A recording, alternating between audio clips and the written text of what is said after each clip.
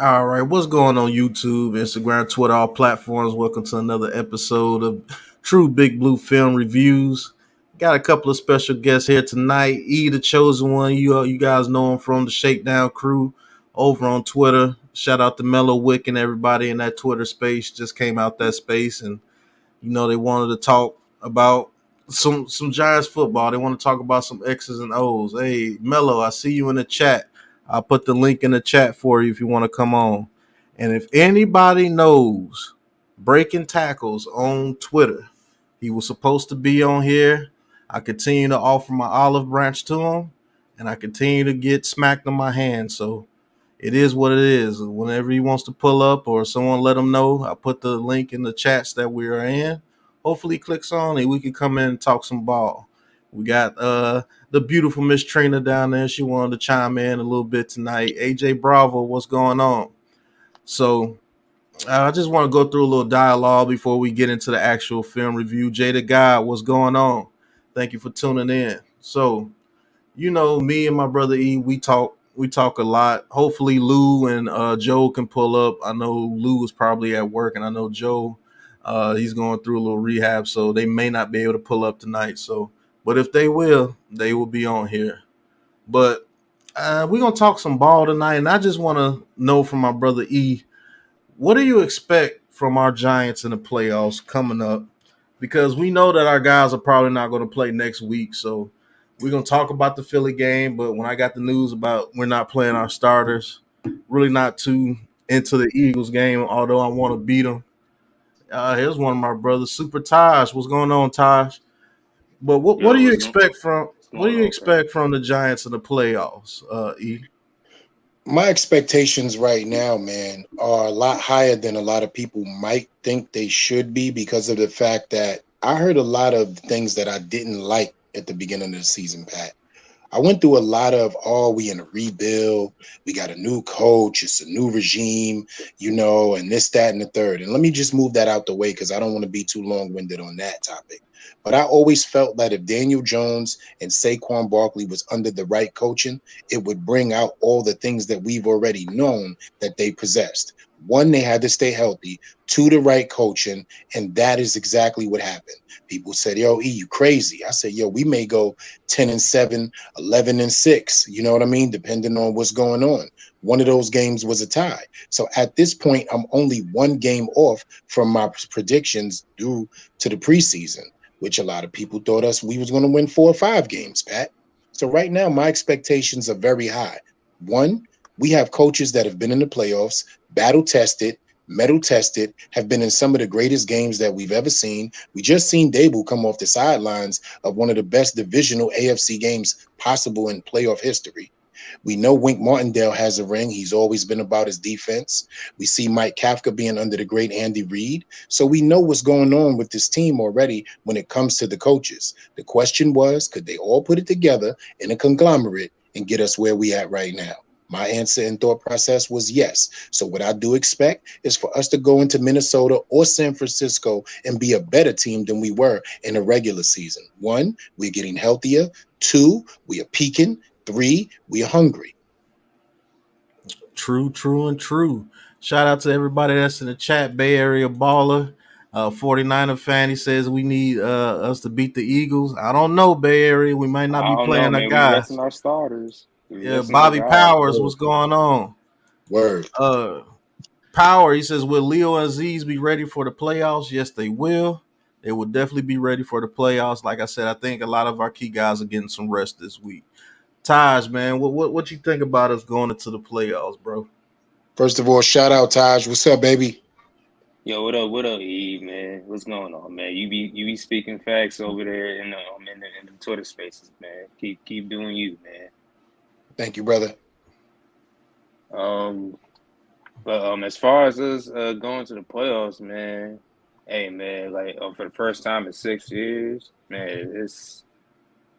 it's a great feeling, man. Like you mean, What especially me as a else? Giants fan, it's a great feeling that we're finally going to the playoffs, and we're getting some type of respect from around the whole NFL world and stuff. You know what I mean? and more importantly, man, our guy Daniel Jones, man, he was the reason why um that that we're in the that we won that game, that we won that Colts game. Now that we're going to the playoffs, so he was the main reason why that we did that. That is true, Taj. Now I just want to give my point of view about the playoffs. You know the most important thing for this team going into this playoffs? Adoree Hmm. Jackson and Xavier McKinney in my eyes. Right. I think our defense will be able to play with any of these offenses in the NFC moving forward. And if our defense is playing up to their capability, I give our offense a chance to bring each and every one of those games home, no matter who we play. I think our defense is going to be a wild card, man, because if they able to turn up in the playoffs the way they were turned up in the beginning of the season when they were fully healthy, even without Ojolari, I think we're going to be a major problem for any teams. Because imagine a healthy Thibodeau, Dex, Leo, Ojolari, Adoree Jackson, Xavier McKinney, a healthy Julian Love, a healthy Monroe, a healthy Flott, and Darnay Holmes. You got Landon Collins playing well. Jalen Smith has actually been playing well and what he's been asked to do the past couple of games. So if our defense balls the way they're supposed to ball, I give us a chance against any one of these teams in the playoffs. And that's just my point of view on. I mean, how do you guys feel about that?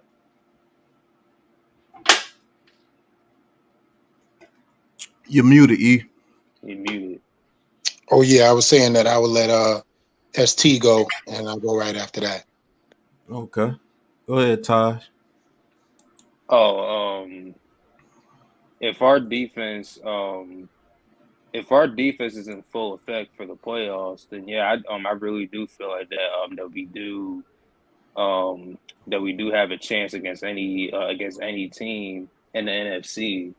Like the Eagles, even the Eagles, the Cowboys, the Niners, the Vikings, like any team that's in the playoffs.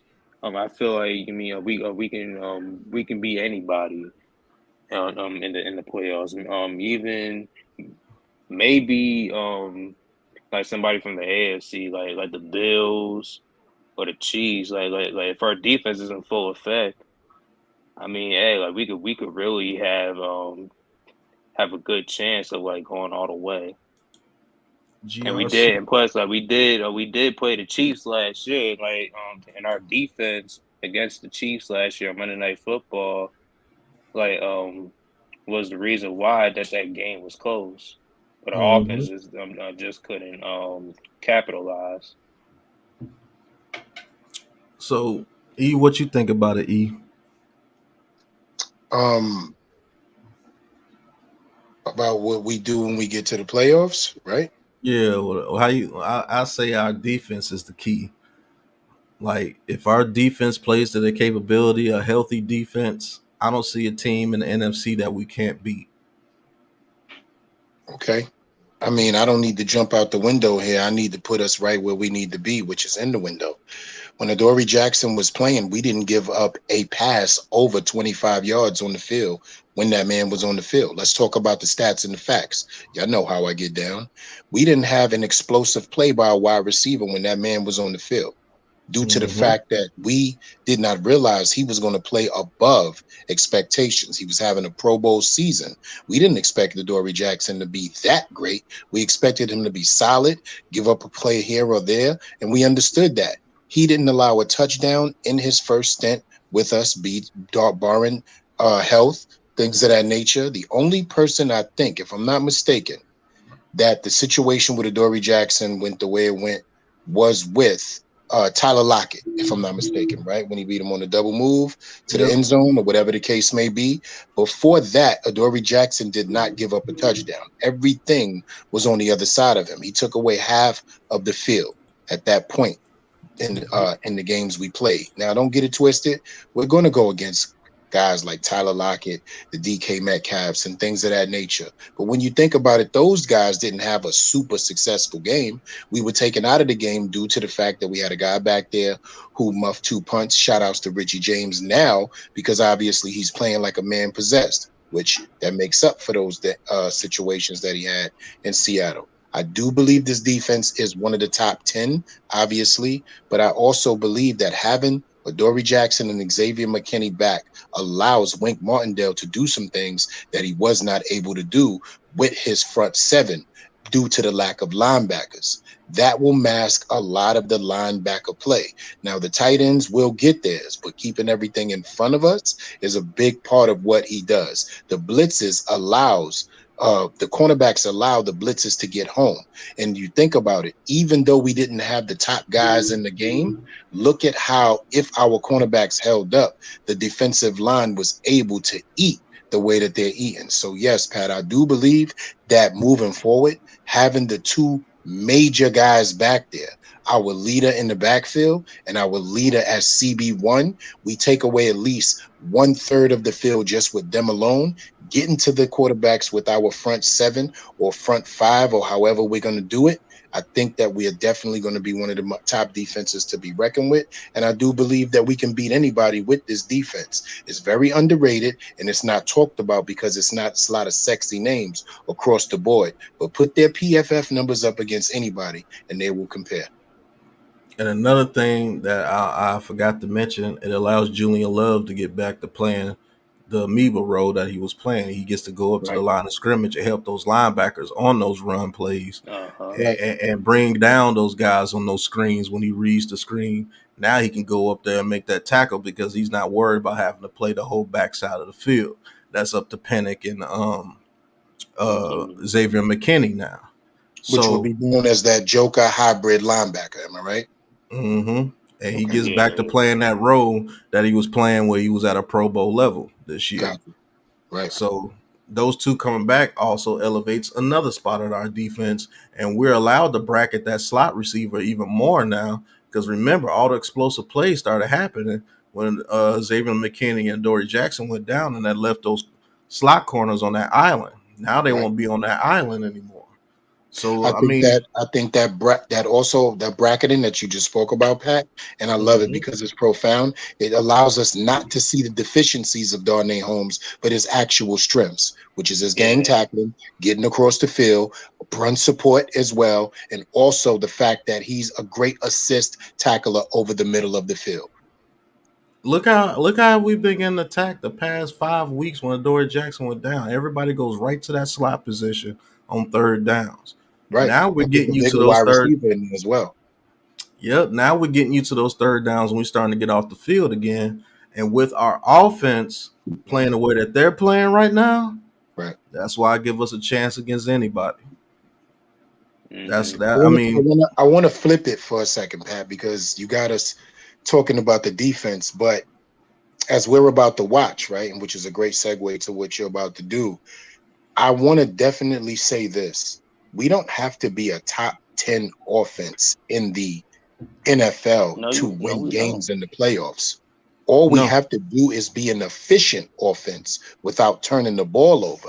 Now, what are the three things that we all know, me, you, and ST? We know there's 3 keys to victory in the playoffs, right?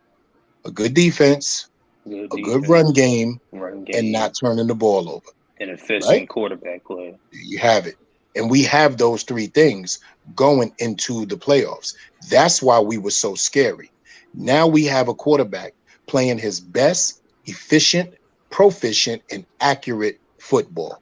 It's going to be something scary, man. I think we're ready for whatever. That's why I said us to the 49ers. Us to the 49ers are the most dangerous teams in the playoffs to me because one, we run the ball efficiently, we play very good defense, and we don't turn the ball over. If you're not turning the ball over and your defense is getting that other team off the field consistently, and our quarterback is an extension, of the run game. Right.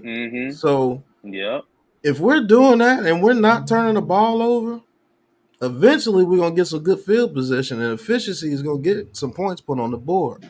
And if you're not throwing up mad points on the board, any team in a 20-point game, I'm giving us the edge. I'm giving us the Right. edge in any 20-point In an games. ugly game. Right. And Taj and Pat, let's talk about it. The metal has been tested already. How Right. many games have we been down this season and come back and won them? At some point, we couldn't Plenty. even score in the first quarter. That was our Right. deficiency at some point. We couldn't even score in the first quarter, whether it be touchdown or field goal. We had these scripted drives by Mike Kafka. The defensive coordinators had no problem with getting rest at night because it was nothing to fear. Once Right. Jones started to throw the ball more, once Barkley got his rest and his legs back under him, once Kafka opened up the playbook to things that actually started working, and once these wide receivers got comfortable with the addition of Isaiah Hodgins and the addition of Bellinger coming back, look how different the offense looks. People don't realize we lost Wandale Robinson, Kenny Galladay to mental health, Sterling Shepard to injury, and Darius Slayton to damn near being trade bait, and Kadarius Toney being traded. And we are still in the dance, hitting the rhythm where our quarterback is having these guys look like they are the actual proficient starters on a roster like this. That's why I don't go with the narrative that Daniel Jones can't elevate players around him. When you look at this team this year, that's BS. Mm-hmm. Because Richie James Mm-hmm. is having the best year of his career. Talk about it. Hodges Isaiah is having the best Hodgins. year of his career. Slayton is having the best year of his career, and he's not even played in what four? He didn't even really get started to what, week 6? Week No, 5, no, no, no, no, no, no, no. When did we play the Packers?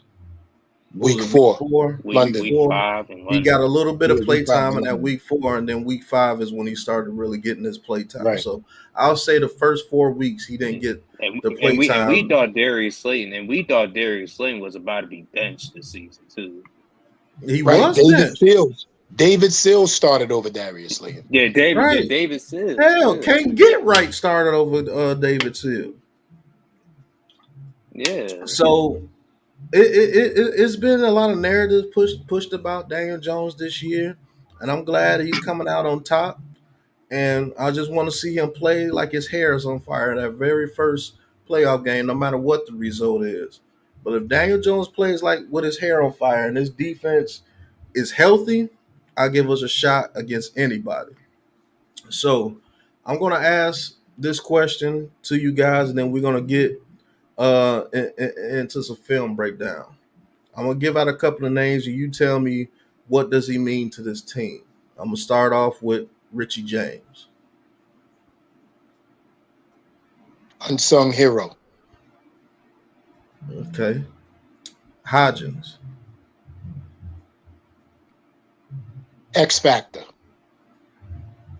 Explain. Somebody who came out of nowhere, but now you have to fear him because you don't know what he's going to do. End zone, red zone threat, green zone threat, great hands, big catches over the middle, fearless, and he's playing with a chip on his shoulder. 6 weeks ago, he was on the practice squad. 6 weeks later, he's damn near leading the Giants in touchdowns in the last 5 games. True. Okay, let me give you another name. Bellinger. All reliable, was young.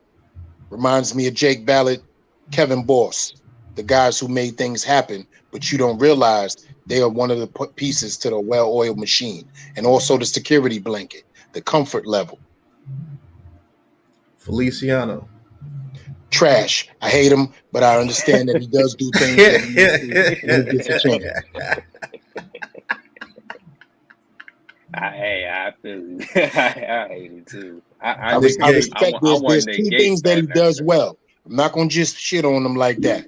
He's out, he pulls very well. Whenever you look out in front of Saquon Barkley and Daniel Jones, they're normally putting their hand on the small of his back because he is out there in front of them pulling for those big runs. So I won't shit on him with that. But when it comes to holding up against teams with tough interior lines that are strong, he definitely fails in that department. But he's improved the last 2 weeks. That's the best thing I can say. All right. Evan Neal. Growing pains. baptism by fire, and I The respect it. I project. respect it big time. You understand? But he's grinding, and I've seen improvements in the last 3 weeks, especially when it comes down to his 45-degree angles, his inside hand punch, but he's still susceptible to those speed rushes on the edge that have great bend. We'll get into the X's and O's of that later. I don't want to give too much up, but I have seen improvement. I think he's going through the same thing as Andrew Thomas, but he will have a quicker Come on to the development panel, than Dash. Andrew Thomas. Yeah. No dash. Okay. That was the offensive side of the ball. I do have one more play on the offensive side of the ball, and I just want to get a clear thought of what he could do and what he is. Matt Breida. I think he is a perfect complement to Saquon Barkley. I think Mike Kafka saw in the last game we played against the Colts because he recognized, you know what? This is a time where I can get a little bit of rest out of Saquon Barkley, but I can also see the things that Breida can do.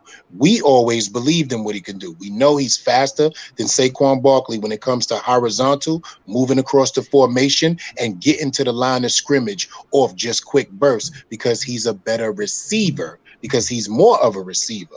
Now, Saquon Barkley is a dual threat, but Matt Breida is a better receiver because of his quick bursts, the way the 49ers used him, a lot of success in that system, regardless to who was in front of him, but also knowing how to catch the ball in situational football. He is a clutch performer if Kafka lets him loose. All right. Now, I just wanted to hear what you had to say about the offense before we get into this film review, because we're going to be watching our offensive game against the Colts. Let me shout out this chat real quick before we get into some X's and O's. Wells, what's What up, going Nate? on? Dash, I put the link in the chat if you want to come on and talk some ball. Shout out to Nate Talks Football. I ain't seen my guy, little Nate, in a minute. What's going on, Nate? Coof Mm-hmm. Man. Q Burrow, what's going on? Bookend. Mello, pulling double duty today. Tommy Tucker, I think that's GRC. Thank you for tuning in. Um, we're gonna get into this film review. I know a couple of guys are asking for the film review, so we're gonna bring up the film and we're gonna look at some plays from Yeah, what let we me did make sure against I the get right Colts. now. Hold on. Big blue. Just zooming in. I know people don't know StreamYard, right? But I do. Let me get together. I'll get busy. Forgive my excitement. I'm just letting y'all know that now.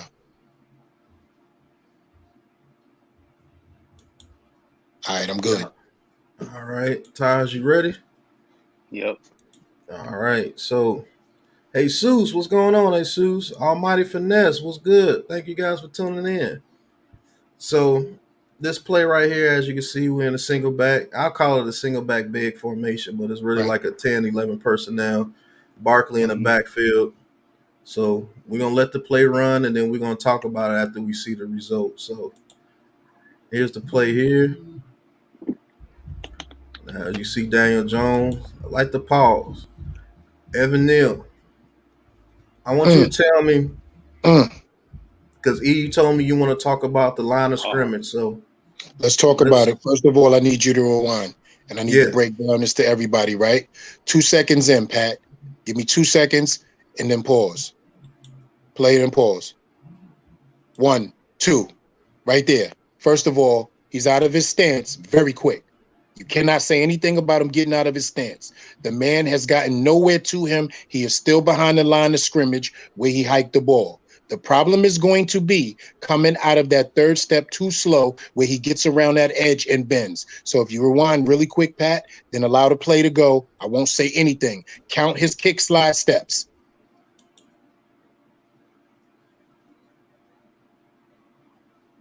1, 2. See, done, done, You see done. where he got That's the beat? problem. uh-huh. Where he got beat? You see, on his It's third Yeah, right step, there. right. You right see there, right there that false right there. step that he did right there. He continues to do that, and I'm gonna ask a question face to face. He Too said no wild. haters allowed. What up, Lou? But what's going on, Lou? I put the link in the chat, and I put the link in your Twitter, Lou, if you want to hop on. Founding father of the Big Blue Crew. Boy, this is E. He's one of the biggest Giants fans on here, That's bro. the chosen one. But Evan Neal, do you let me bring up our faces real quick. How much of Evan Neal's struggles do you put on Bobby Johnson?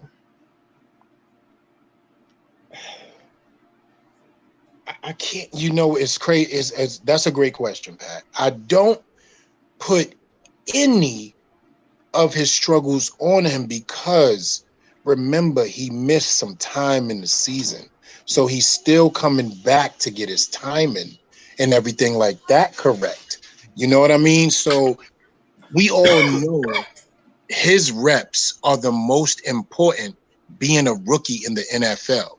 He's going to get different looks every week. He's going to get a different stunt, a different twist, a different player. And these guys are grown men, regardless to his size, that knows how to get leverage, that knows how to get bend, that knows how to spin, swim, hand fight, and beat a rookie, knowing he doesn't have his steps down yet. So he's just going to be baptized by fire, man. And right now, that's what we're seeing on this first play. And if we think about it, as the game goes along, he improves. It's just technique right now. And that's just rookie. I want to go further, but I can't, Pat. It's just rookie. Technique is rookie. Reps equal better technique. But on this one right here, opened up too fast, didn't get to his third step in the kick slide. He's nowhere near on a 45-degree angle. And the guy is still in his second step coming off the line of scrimmage. He's already beat. Yeah, this E from Spaces, Yeah, Luke. that's him. That's him. He decided to come on and show some love. Believe me, he's the furthest from a hater on the Giants. This dude lives Giants just like us. Oh yeah. But let's get back to the film. As you can see, Evan Neal gives up the goods. So, as you see the other parts of the line, got the double team here. Right. Glowinski's actually handling his own, and Thomas is going to handle his. Right. Good stack block right there, too. By who is that? Gates? And I think that's Gates and Bredesen. I think that's Feliciano. Stack block right there. Yeah, that's Feliciano and Bredesen. And look how much time Daniel Jones has in a 4-step drop to go back, wind up, and read the field for at least 2 progressions. But if he does not get the ball out to a progression, we all see what's about to happen. Right. So let's run the play and let's see it in its entirety. Right. So Daniel Jones, everybody say that Daniel Jones doesn't step up. Yes, he does. He steps up a lot. Now, he tried to get it to this man right here. He actually broke open a little bit.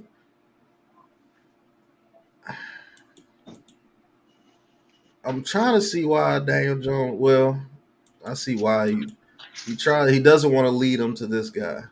That's what he's doing. And this route right here, he has to be first. I gotta see the route. It bothers me, Pat. It bothers me so much that Mike Kafka has stacked on that side and not allowed somebody to break free. He ran 2 intermediate routes and a short route all in the same space, 4 yards apart. 2 wide receivers should never be 4 yards apart horizontally, at least 4 yards apart vertically. Run the whole play back. Look at the 2 wide receivers in the same area. I do blame that possibly on the son at that point because I was at the game live. But let's do it again. Okay, so the tight end, which is I believe is Bellinger, is running a loop route. Right. This receiver, he's doing a clear out for this guy, doing it up the seam. I don't understand how it's horrible play concept right there. There you go. So hold on, Pat. Hold on. Go right back to where, let the play run again and look at where, when he gets through his progressions, the 2 wide receivers are. So if he throws the pass, who is the actual person that's going to catch it right there?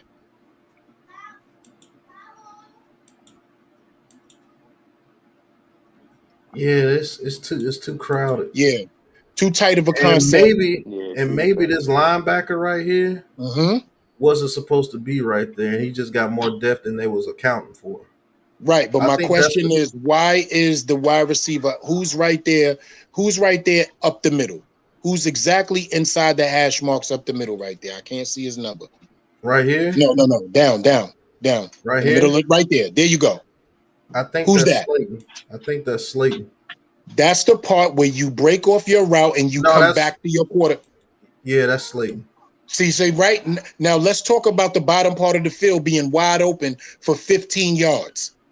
There's nothing there for 15 yards. Okay, for one, Hodgins gets locked up. Right. Slayton is slow dogging it. Maybe Slayton should alter his route and go a little bit deeper this way, but the tight end is not I think fast he enough. should run. I think with his speed, he just runs straight up the middle of the field. Yeah, I just think this is a good defensive play You by make an this in, dude. yeah, you make an in cut right Yeah. there and run up the field. You see what he did?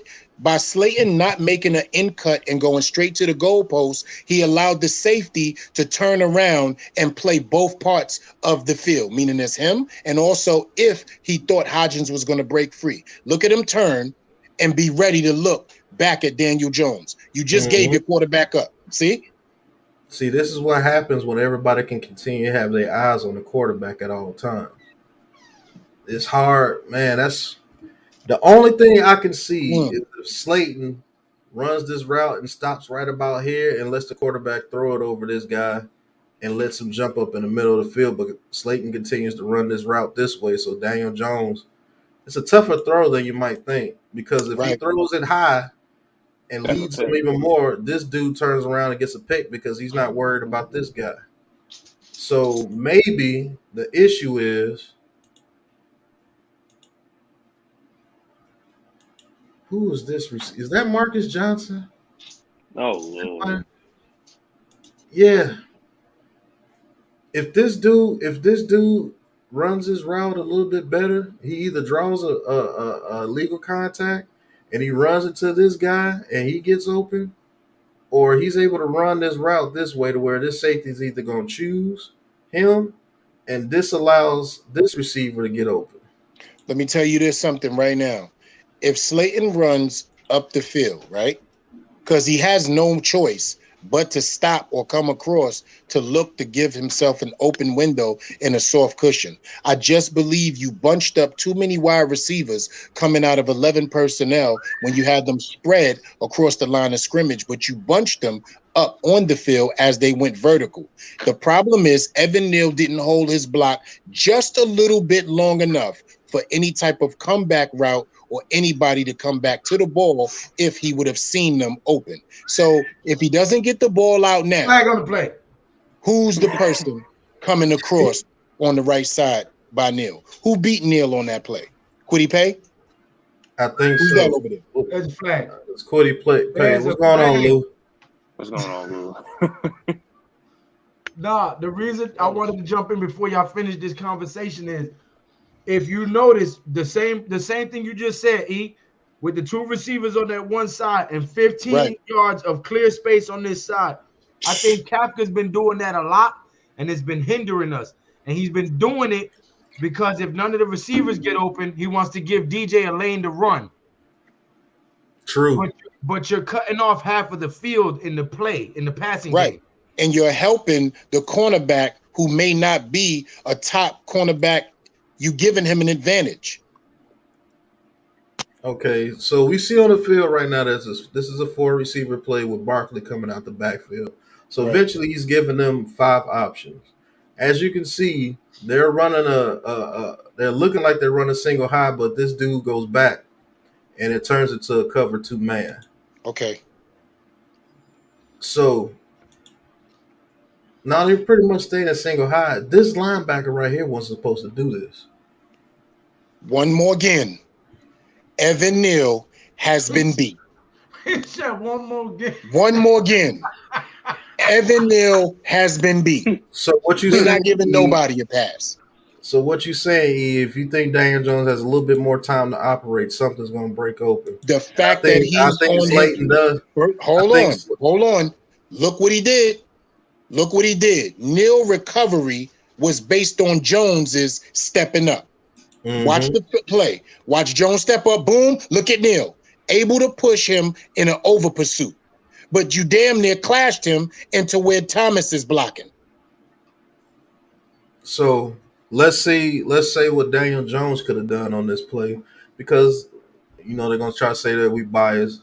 If Daniel Jones steps up, I know that most quarterbacks don't know that Evan Neal is going to recover just because I stepped up. But maybe Daniel Jones should have stepped up and ran to the outside a little bit, and maybe Slayton breaks open when he starts to run to the outside, because this safety here can't chase it down because he still has to stay with this guy, and he's running with this guy.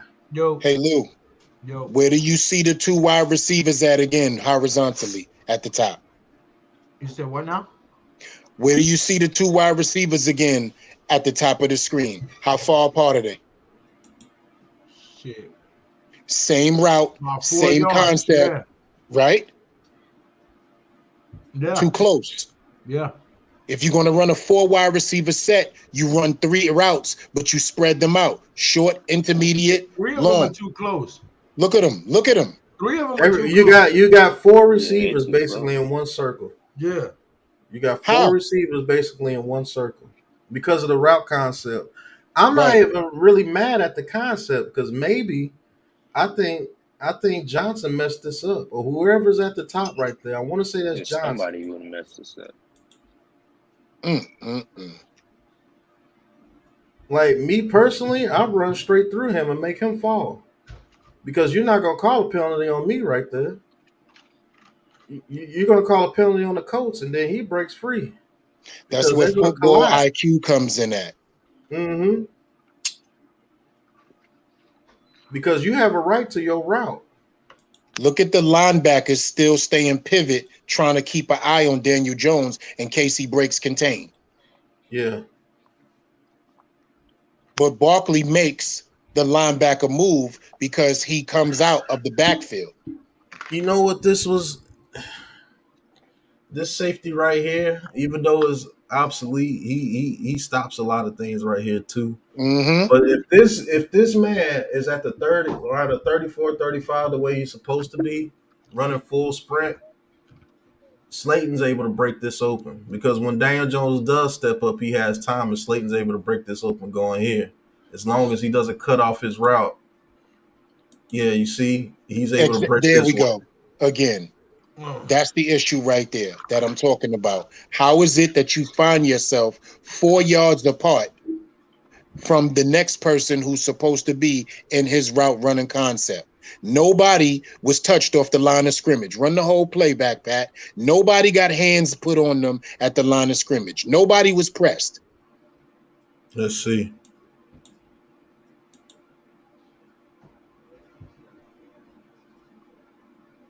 No, he wasn't. He wasn't. Free release. And look, hold on. Go back, Pat. Go back. The linebacker, is that a linebacker right there? That's flat-footed right here? Which one? Here? Right here. Right there. Yeah. Is that, who's that? What's that? That's a slot corner. Okay, so look at the slot corner flat-footed because he doesn't know where the route concept is going to go. Actually, that's the other safety. Okay, so look at the safety. Look, he's taken out of the play. He's running sideways. Bully crap. I didn't like that. I almost popped in front of everybody. Hey, Lou, mute yourself, Lou. Yeah. No, you did it on purpose. You waited till she shot and you threw the ball on Man, mute him. Yeah, mute him. Now, here's another concept.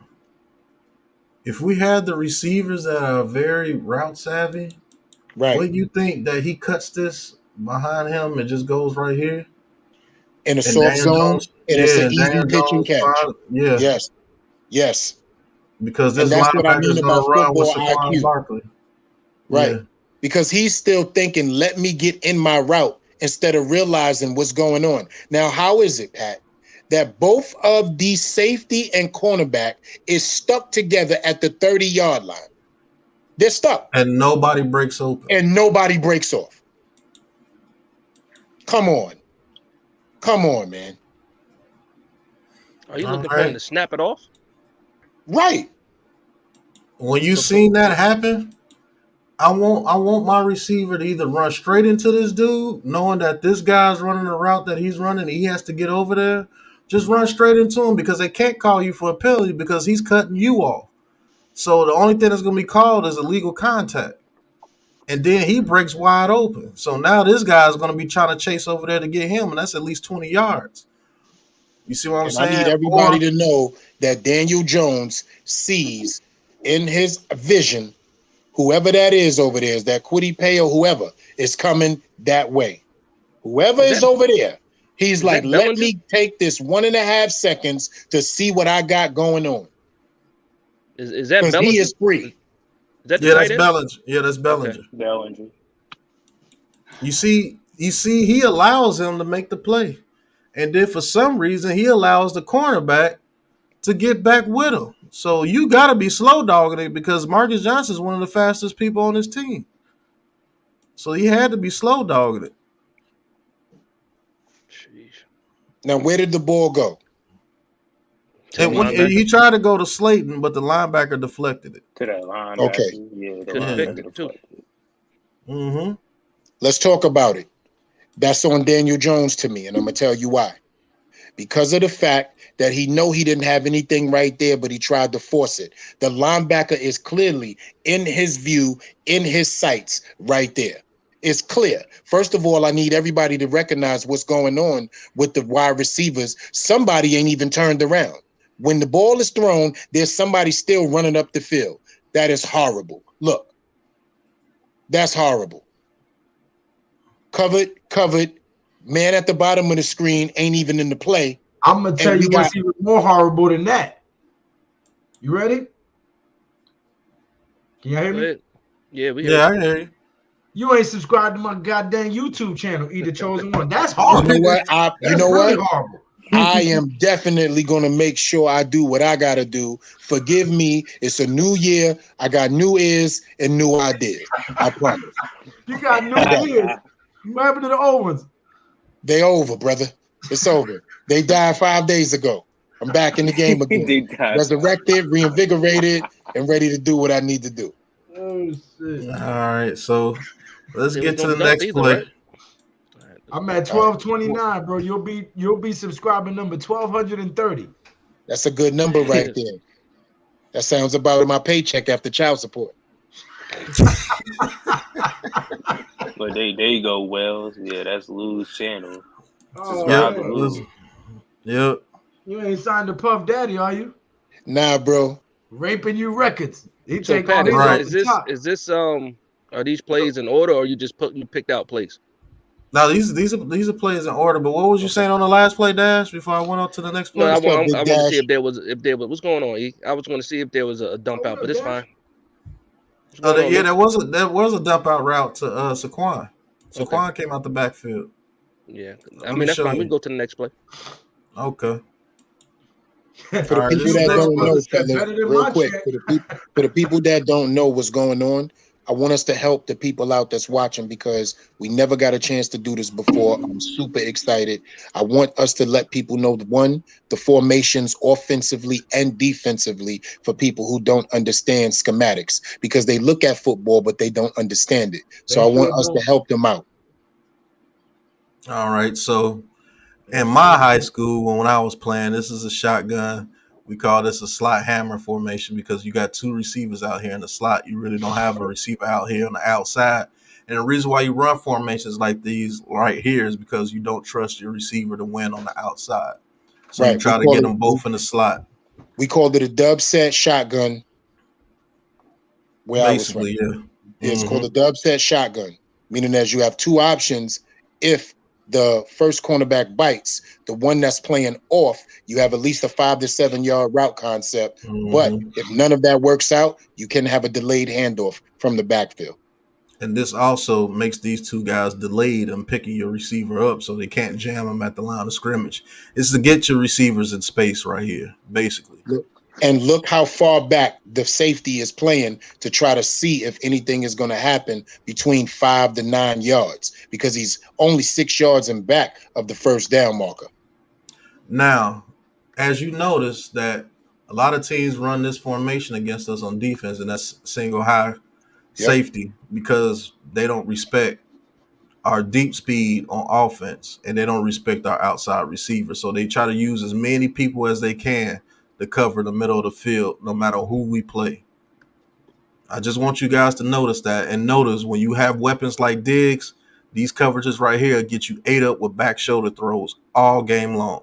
Real quick, I also want them to know where the defensive players are lined up on the line of scrimmage. If you notice, nobody's over any of the players. They're wide because they feel that the Giants are already squeezing the offensive box for themselves in that shotgun attack. So if they come from the edges and also be able to get inside with some type of stunt, they'll contain Daniel Jones and minimize Saquon Barkley's run if he hands it off. All right, now that we got the explanations, let's run the play. Now, let's talk about the line of scrimmage again. I think they did a very good job. Double team right here. Step. Absolutely. Yeah. Double team right here with Glowinski and Feliciano. I think this is Bredesen holding his own. You already know who this man is, Andrew Thomas. And Evan Neal, he's in front of his man. He's getting bull rushed a little bit. You see what I'm saying? He's going to have to learn how to anchor down quicker than what he does. You should not be anchoring down 2 yards away from your quarterback. You should have been anchoring around where he is at, right here. So let's see what he did on this bull rush. All right. He's still getting out of step slow. As you see, your heel clicking. He has to get out that damn stance faster. He's got to kick that right leg out a lot faster. Yeah. And he's got to get his hips turned to spin that dude the other way. Absolutely. He's already given up power and leverage because the rusher is already into his move and Evan Neal can't counter. Look where his left arm is at. Right. Look, where's his punch? Where's his balance? And that's the reason why he's able to get bull rush, because he does not set his feet. And his foot should go planted into the ground. His left foot is supposed to plant into the ground. Hey, yo, E, word to mother, son. Before the draft, we was breaking down who we wanted at 1 and at pick number 5 and pick number 7. And I literally said this about him. I said, yo, he either steps out too far or he gives up too much ground and then he leans to try to get his hands on them. I said and that. That's why he's always on his ass. I said I wanted Ekwonu instead of him because of that very reason. His problem, Lou, and he'll fix it. I believe he'll fix it. He'll fix he it. was used to being stronger than everybody in college. Now he come over here playing against these grown-ass men and he realized, hungry dudes that's trying to let it be known. There you go. And now if you run the play, right, and I want everybody to speak, I just want you guys to count his steps. He won't get to 2 before that pass rusher is in his chest taking inside leverage from him. Watch. 1, 2. Yep. Bow. It's over. You lose. That's it. You wanna know what helps him out? If this is TJ Watt or somebody, he's on his ass. Thank God for whoever that was that came and laid that dude down. Who came over there and knocked that dude on his ass? Who was that? Oh, that was Glowinski. Boy, he leveled. Watch this. Boom. Oh shit, what happened? Right. So the pass protection was pretty good. So real quick to your point, Pat, I want you guys to look at Evan Neal's feet come together as if he's posing statue-like and the inside leverage taken away from him at the second step. You ready? 1, 2, right here. Yeah. No, go back a little bit, just a little bit. Click, run it over for me real quick, Pat. 1, 2, right here. Look at his feet. It's over. He's on the porta potty. Yeah. He's on the porta potty. That's it. You know what? Yeah. If he has the same problem as Eric Flowers, maybe we should try to get Roy and Batika out there at tackle and slide him in the guard. I just think it's baptism by fire, Lou. I think he's going to be ahead of the curve how Andrew Thomas was. This was Andrew Thomas's problem in his rookie season, and he Sure played against was. some of the strongest and fastest pass Yeah, rushers. but by the second half of his first season, he was remarkably better. He still Yeah, gave up 10 but sacks and 8 pressures, man. Evan Neal missed what, 5 games this year? True. 5 games. That's true. I forgot about that. That's true. But we saw how the line of scrimmage looked, so let's look at the result of the play. We're gonna win every game, Right. dog. We're bringing the Lombardi home. So Daniel Jones, I think it's pretty good pass protection. He got his anchor Some down. of these whack dudes. It is. So he steps up, even though he came out of nowhere and jumped up. People forget that people jump in people's faces when a quarterback throws these balls. So that was a We pretty good waived ball him. by Daniel Jones. We waived him, Nate, but we re-signed him. He's on the player pathway, so he doesn't really count. We only waive him every now and then when we got to sign somebody from a practice squad because we got an injury. But we always sign him back because he's on the international player pathway, so he ain't going nowhere. Yep. Pay attention to Glowinski coming around, pushing Evan Neal's man just a little bit more to allow that to have some time. Watch Glowinski come around. Just right then and there. There you watch, run the whole play. Bam. So we see the result of the play. Richie James gets the Yes. ball over the middle of the field. Now, really, I think they just ran the same route concept they did the first play, just in a different set. So, as you can see, now he has depth. See, now this cornerback has to run with him, and that clears it out for Richie James right here. Absolutely. See how he got depth right there? He had to turn his head and run. And he also pulled the safety. Is that a safety up there at the top? No, that's the cornerback that's supposed to be with Richie James. Okay, so he took Richie James by making that in cut and making it a crossing pattern, allowed himself to free up. But Darius Slayton made the other cornerback respect his speed on that route and took him away. You see him turning and looking? Yep. Now, if this is Kenny Galladay, and he's in front of him backpedaling, you don't get this shit to Richie James. At all. But since he's turning his head and having to run with Slayton, now that opens up and he's nowhere near fast enough to get there. Now, that's a good route concepts right there.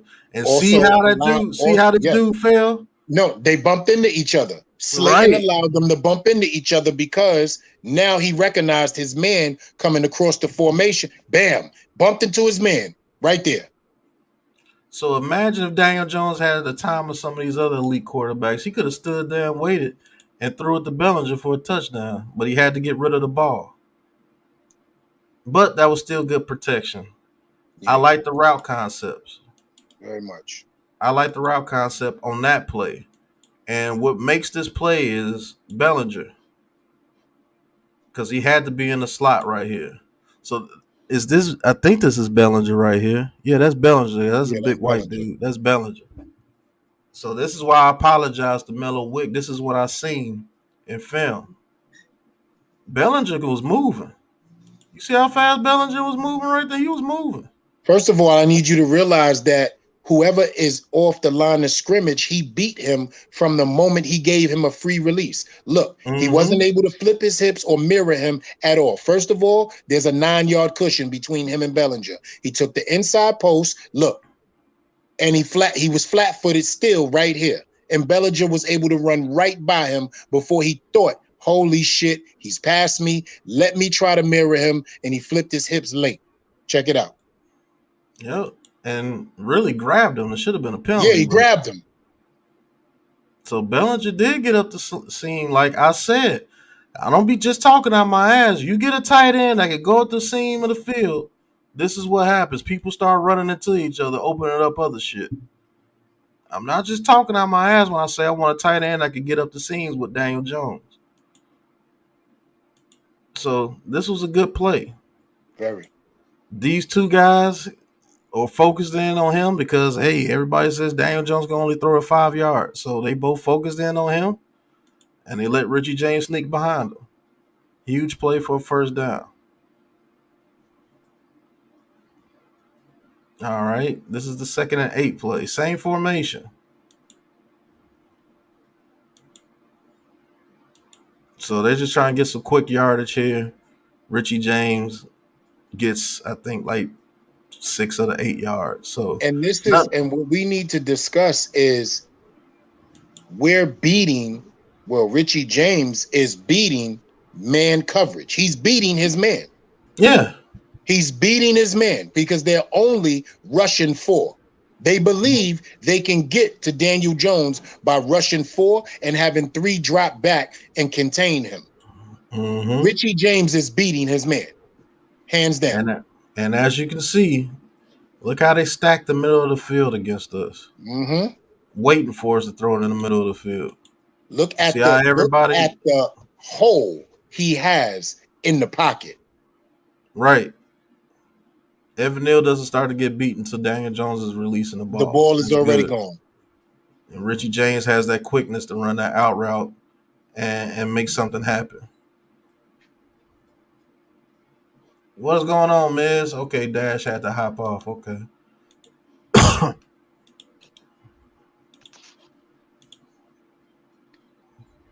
Matt, you been there the whole time? Mm-hmm. Okay. So, I mean, nothing really special right here, but just to show you guys how they waiting for us to throw it across the middle of the field. They're waiting for us. Everybody knows that we run those routes across the middle of the field. I want to say something, Pat, really quick. I want to show you how great Evan Neal is. I want to show you how the rusher took an inside move, knocked him off balance. Watch how fast his recovery is. If you run the whole play, just run it. Watch this.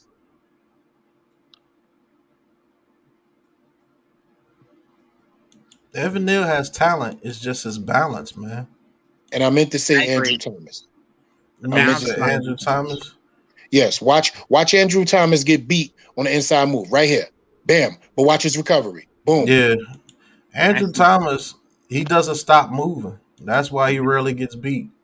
He has one of the best third step anchors in the game as a left tackle.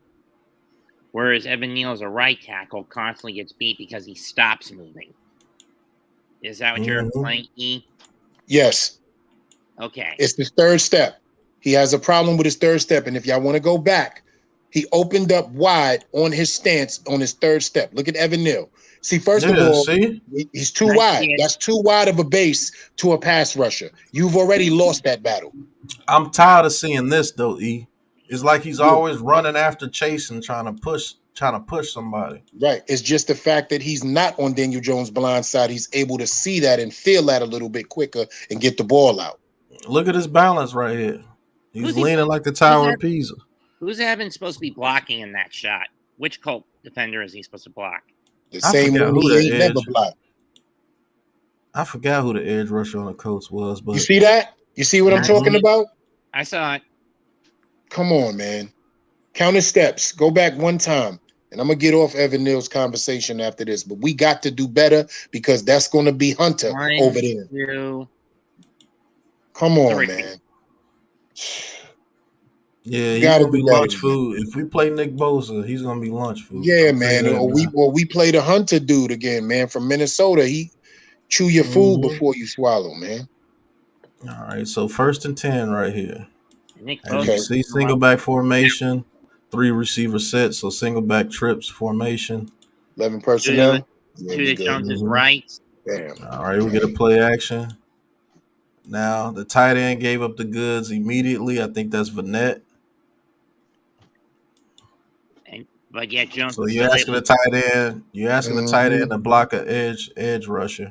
Normally that doesn't end well. He gives up the goods quick. Daniel Jones has to get out, and we lose yardage on the screenplay right here. Right. First of all, he's chasing him. Right. Look how he's chasing him. That's it right there. Same problem with Neal on the right side with Burnett on the left. Look, boom. You know why he lost that battle? Because he got leverage, and Vanette obviously is not a lineman, so he doesn't know anything about inside punches and leverage. He tried to fight him with bare strength, and he just used his momentum against him and threw him off. Go back, Pat. Look.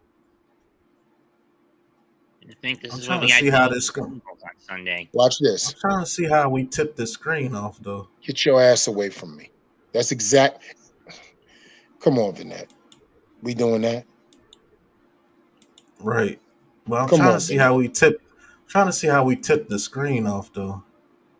All right, that's Feliciano. Okay, You know what? Feliciano didn't get out. That's what happened. Yep. If Feliciano gets out there, we got yardage. He was supposed to pull on that play. Mm-hmm. But what's going on again with Vanette? One more again? My God. They constantly keep getting beat because of the leverage game, is what you're implying. Exactly. And I do understand he's not an offensive lineman, so I'm not going to hold him to that. But brute strength still shouldn't allow you to be used like that in a hand fight situation. Watch how the end just uses his strength against him and gets leverage. Right here. Whop. That's it. Mm-hmm. That was a little too Totally off easy. balance, and now he's chasing the cat. I'm trying to figure out why the hell did Feliciano come back and do a double block again, and that's why he couldn't get out there. So you're supposed to hike the ball, do a little quick double block right there, and get out. What was he doing? But What was my he thing is, doing? why would Vanette push the defensive player into Daniel Jones? Can somebody tell me that? Right here. Watch this. Because his instinct, you beat, so you try to push him away from Daniel. He My did God. push him. Problem He did is, the push game him actually too. shoved him from the wrong angle of deflection. Throwing it Right. back at that But the point, thing, that's what messed up this play. Feliciano did. throwing it by that point, your linemen are basically the cornered mouse trying to attack the cat, even though the cat's got the upper hand. And the cat Right. is part of the mouse's game. It knows the mouse seeks death in order to avoid the slow slaughter. If you get the picture I'm trying to paint, guys. So this Gotcha. time they sent 5. Right. Pick it up pretty good. We get it out the breeder on a quick dump off. Now, everybody's gonna say that Daniel Jones missed this guy right here wide open. You got to know that he threw the ball already, so this guy right here is not paying attention to that receiver anymore because he already seen Daniel Jones throw the ball. Mm-hmm. You see? Hold on. There you go. Let's rewind, Pat. I need everybody to understand how the cornerback and the safety goes into a trips defensive pattern. Watch how they come up to get past the 50. Watch this. Watch how everybody comes up. Drop back. Watch how they all come up. Mm-hmm. See that? Uh-huh. We see it. So that means that somebody lost contain. And if Daniel Jones had more time, he can hit the wide receiver going straight up the field. Because Evan Neal is going to get beat again. Again. That's the point. Mm-hmm. He holds that block. That's a walk-in touchdown. But since he crumbles every time... Look. Yeah. If Daniel Jones had trust, he probably holds on to that ball. Probably pump fakes. Right there. Wide open. He walks in.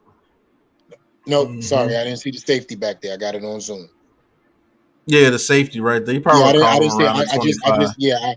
I made sure. I didn't want to talk crazy on the recording. Yeah, that would have been first down deep in Colt territory if there was a Absolutely. He would have at least got to the 30. No questions about it. Tudo! What's going on, Tudo? Thank you for the $4.99 super chat. He said, massive salutes and respects to Big Blue Crew from all diehard Giants fans in the house, from all of us, almost 200 Italia rugby players in the stinky city of Philly. Yeah, he going to be at the Philly game.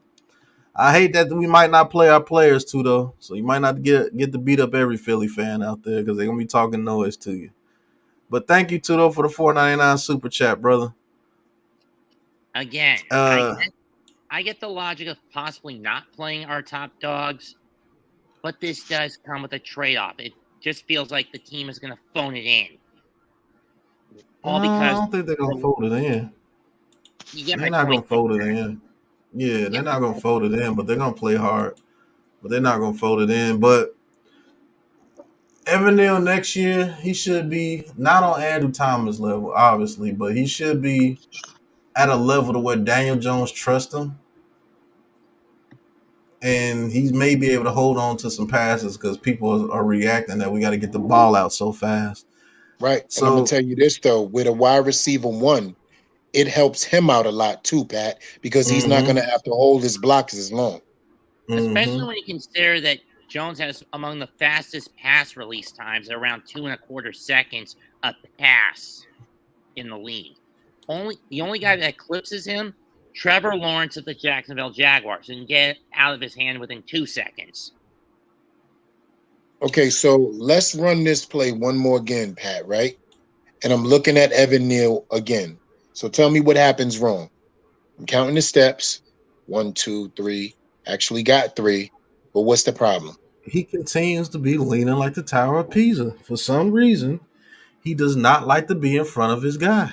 He continues to be in this motion right here, and it allows the guy to come in and push Daniel Jones up into the pocket. And our inside of our line gives up a lot as well, so it makes it extremely hard to get off passes. He continuously to be in this position right here. You see how Andrew Thomas is in front of his guy? And we should Yes. never He's see an offensive lineman's numbers.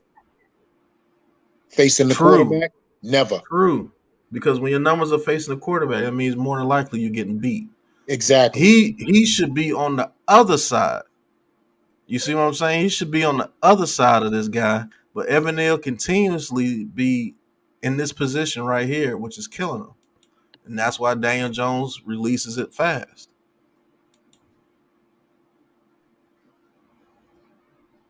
Because Richie James broke open.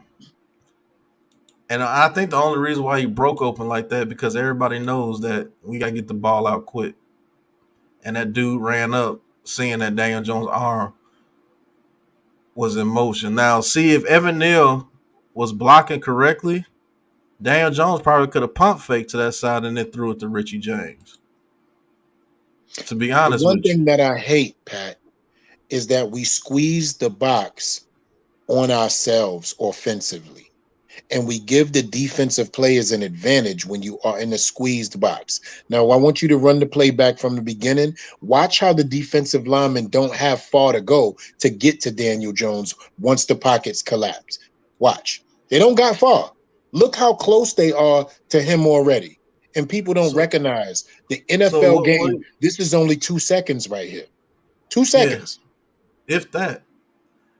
Because if that's Buckner, that's 1.5. He has to recover from Evan Neal. He has to recover from the interior line because they're all beat. And the only person he's going to trust is Andrew Thomas on his blind side. And you said the Giants are doing this to themselves. How, E? To themselves all the time because they're allowing the pocket to be squeezed on the offensive formation, meaning as they're not spreading out and forcing teams to rush for at least in a spread offense. When you spread the offense, look how small the pocket, look how small the box is. Yeah, that is true. You're giving them an advantage. But Watch, they don't have to go far to get to Jones. But I'm telling you, the reason why they run sets like this is because they don't trust their outside ability. I believe that, but you still just got to understand. Watch when we go to the other set, the formation of 4 wide receiver set, when we spread them out and we have the defensive linemen have to spread out as well. Look how close the safety is playing over the interior defensive lineman that's playing a 3 technique. Look how close he is. See, he drops back in coverage. The box is squeezed. Neal is about to get beat. The only thing we can do is get a quick flat route. That's all we can. Mm-hmm. Because Hodges is not even into his route yet. Exactly. So these are called wasted plays to me, man. Daniel Jones, his time clock is ticking because his offensive line hasn't been holding up. Now, if his offensive line has been holding up, he probably hits Hodges. Because I think this DB stays with Richie James if he doesn't see Daniel Jones throw this ball right here. Now So that's how he broke look at the open. recognition, right? Look at the recognition of Isaiah Hodgins to say, you know what? Let me cut my route short Man, just to Kenny ain't give him nobody. some type of target. Watch, he's gonna cut his route short just to give him a target. Boom, boom, boom, right here. In case he's in trouble, Daniel Jones gets at least 5 yards from Hodgins in that play. Mm-hmm. Easy boy. Kenny ain't nobody. What up, NYG? On this play here, we all know that this play is a play where I think it should have been a penalty. This dude runs straight into him. If that was us, they call a penalty. But this is They've the done play it that so was in the all year. sun. Yep. Yeah, This is the play where it's in the sun. nobody can see. Nobody. Hodgins did a 360. There's nothing we could do Right. about that. He's done. How does Yeah, that Didn't see it how all. does that constitute as pass interference? I'll never figure out. Just when you barely even touch the guy. Because if you move him off of his route, that's technically pass interference after 5 yards. Mhm. Right. You Now, have to I will say obstruct the this. route of the guy. Now, I will say this. Daniel Jones has utmost faith in Hodgins winning on these routes. So that's why this ball was thrown to Hodgins. Now, I will say this. Probably should have hit the flat right here. Who's that up the But top being held right where the first down marker is at? Who's grabbed up like that? I think that's Slayton. That's crazy. yeah, no, that's Richie James. That is crazy. The ref is standing right there. Oh no, that is Slayton. That's Max. crazy. NYB Look at the hands up. Yo, fam. Yo, hold up. Rewind Hold that, on, Pat. hold on. I'm with you, NYB. Please continue, gentlemen. He Please said continue. we talking about getting the Hennessy and the dub with the Eagles on Sunday. Drinking game. Every time we find a missed ref call in here, take a shot. Well, you might be drunk after that, but go ahead. Oh no, I'm not doing that. Okay, I got my kids, bro. I can't. So I was kidding. at this point, the pocket has already broken down, which is not the issue right here. Even though he found Hodgins, the son found him as well. But look at the grab up. Look at the grab up of Darius Slayton right in front of the ref right there. But he's going to start that 6 yards back. Rewind, Pat. Watch this. He's going to start that 6 yards away. What we doing? Yeah, that was Gilmore too, so you know he gonna get a little bit of flack. But that's Bellinger on the low side alongside Hodgins, right? Yeah.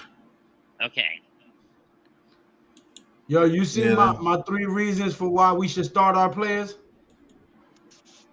Yeah. But they're not gonna do it, man. They're not gonna start everybody and risk somebody getting hurt.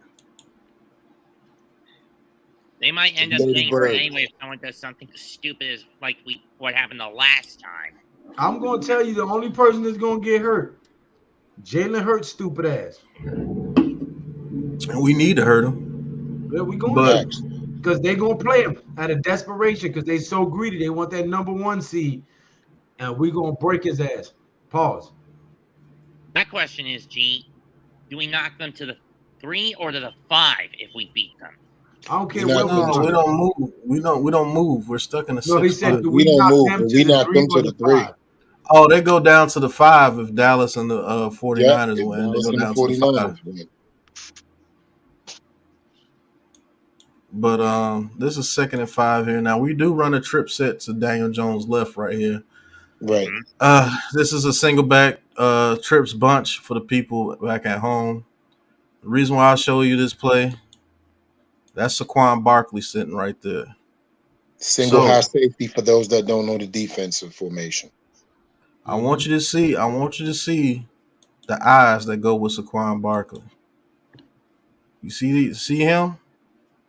Yep. His eyes on Saquon Barkley the whole time, which allows this guy to get here and block him. Mm-hmm.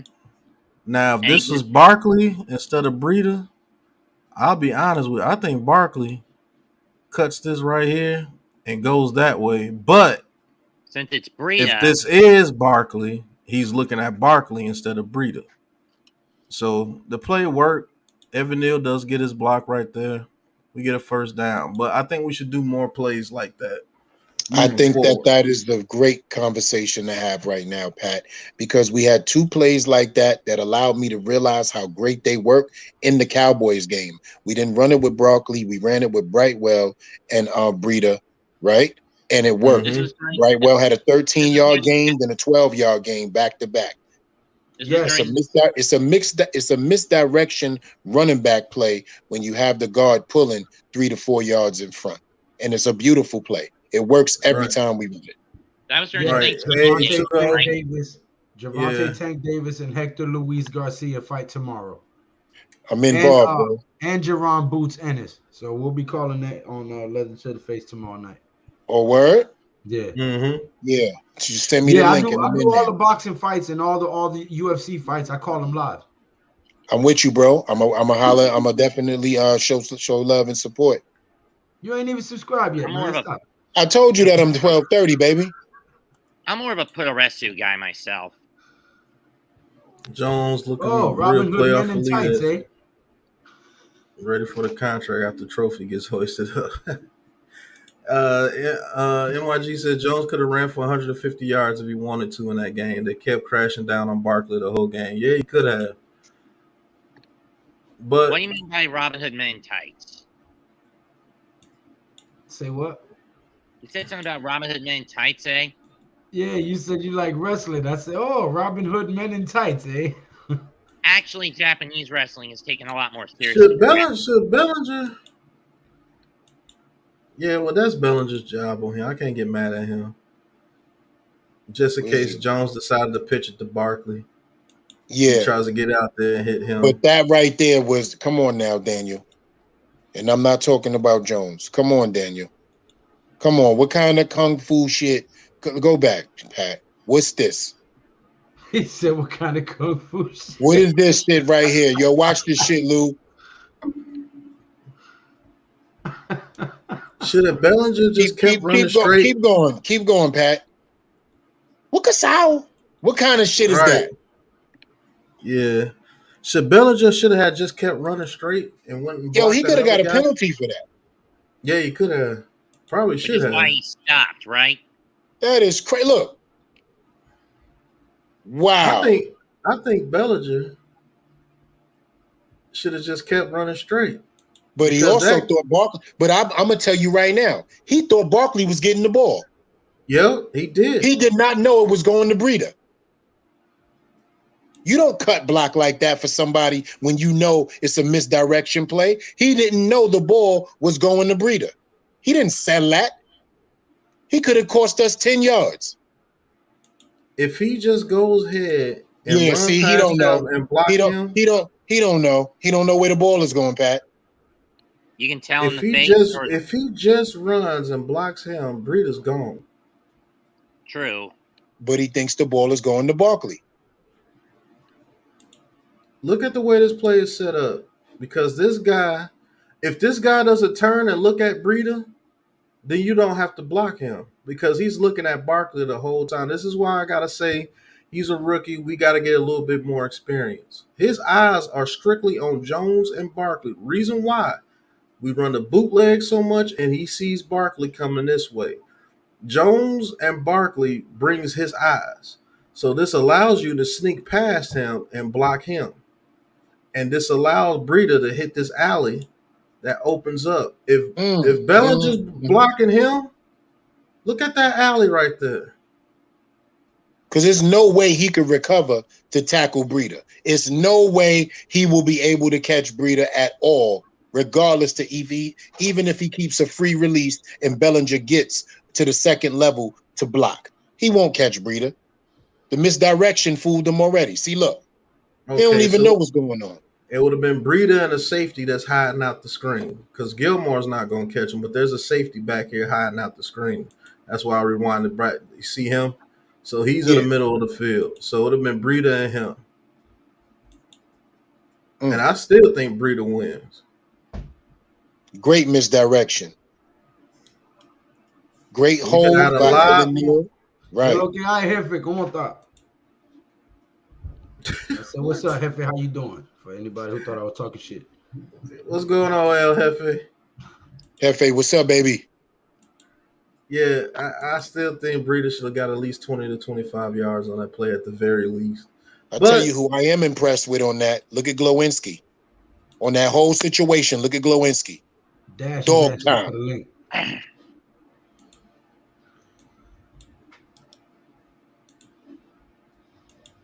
oh, I have the link in the chat. So yeah, Glowinski did his job right here. Yeah, look where he at. Mm-hmm. What? Get a little bit of help from Neil. Yeah, grown man time. It's a shame you can't do a fumblerooski in pro football these days. All right, here we got a shotgun trip set here. Now we do line. You see how we never line up completely to the outside Never. because we have to get our receiver space. Yep, I see it. So that's the issue. Is this quarter 3 or 4 when this happens? Let me I see the think route. this is the first quarter. of all, look how far back the cornerback slot corner has dropped back. Rewind, Pat. Watch how he comes and drops back another 6 yards before the ball is even hiked. Look at him. Watch him back up. 1, 2, 3, 4, 5. Come on, right here. Right there. So that's on Bellinger, but Bellinger be moving though, man. Yes, he do. Yes, he do. Bellinger be moving. First of all, this is how you know route concepts work, right? We have two people at the line of scrimmage. Hodgins is still in his route, and there's another. Who's that at the bottom? Is that Slayton at the bottom? Let me see how he's running. Yeah, that's Slayton. Okay, so Slayton hasn't even gotten into his route yet. He's just running up the field. Bellinger has ran his route. He has beat the cornerback and made him separate himself 6 yards starting from the hike, and he's already beat him. Look where he is if the ball would have went to him regardless. He's already beat his man. So we keep going. Now, Daniel Jones does run for a first down. He did have 2 reads before he even looked Bellinger's way. Absolutely. That line was collapsing. But he did go through his progressions before he took it down and ran. Was this the third down, right? It was a second down and 5. Down. Okay. Now, who gets beat immediately, and that's why he has to step up? Oh, Bredesen got beat to the end. No, that's Nick Gates. That's Nick Gates. That's why I don't want Nick Gates at guard. I love him at center. I don't believe he should be at guard either. I believe he should be at center. Absolutely. He gets beat off the line of scrimmage. He's too slow coming off to the inside leverage of that lineman. That inside leverage beat him off the line of scrimmage. That lets me know he's still unhealthy moving to his right. He can't move. I was just about to say he can't put all that weight on that leg and burst that fast. He's still unhealthy moving to his right. He comes straight up. But you see how wide the tackle is. That tackle's wide, so he steps outside and he goes in. So it's just speed and his hands. He fought with his hands. But what I'm saying, Dash, is that wide ass tackle. You got to be able to push from either leg, whether it's this way or this way, and he's still second guessing that one. Well, he got juked. You can see it. Because he jabbed outside. He jab stepped him the moment the ball was like, look at the jab step. Boom. All he has to do is come up. And then he can move him around from the center position. From the guard, you got to come and try to catch him. But like you said, so let's point it out, though, because remember how we said Gates is a better center because he feels that pressure, he knows how to help out. Watch Feliciano. Feliciano doesn't even look that way. Right. We don't even want to talk about Mr. Flexer. And he's just double teaming. His name is Mad Cobra. But you see how is Evan Neal man coming around the corner again? Yep. That motherfucker Girl Flexer. Time to have penalties. It wouldn't be a problem if the center was clean. Because he can just step up, Right. And he tore that B gap up. He tore that B gap apart. Look. He's already on the hash marks, bro. Daniel Jones hikes the ball. He's already on the hash marks. Look. Now, here's where That's crazy. Here's where I would say Daniel Jones should have kept his eyes down the field, even though after he steps up. I know why he took off, but if he picks his eyes back up, whoever this guy is, I think that's Hodgins. He could have hit him. That's Yeah, Hodgins. he could have hit him easily. Yeah. Yo, he's roaming that hit. Yeah. Yeah, instead of him taking that hit, he should have hit Hodgins right here. The crazy thing is, he ends up running right where Hodgins is. Right. Yeah. But I will say this about Gates too. Even though Gates was beat, he actually pushed his guy in that direction he wanted to go, and kind of helped Daniel Jones out a little bit. But you never want to get beat.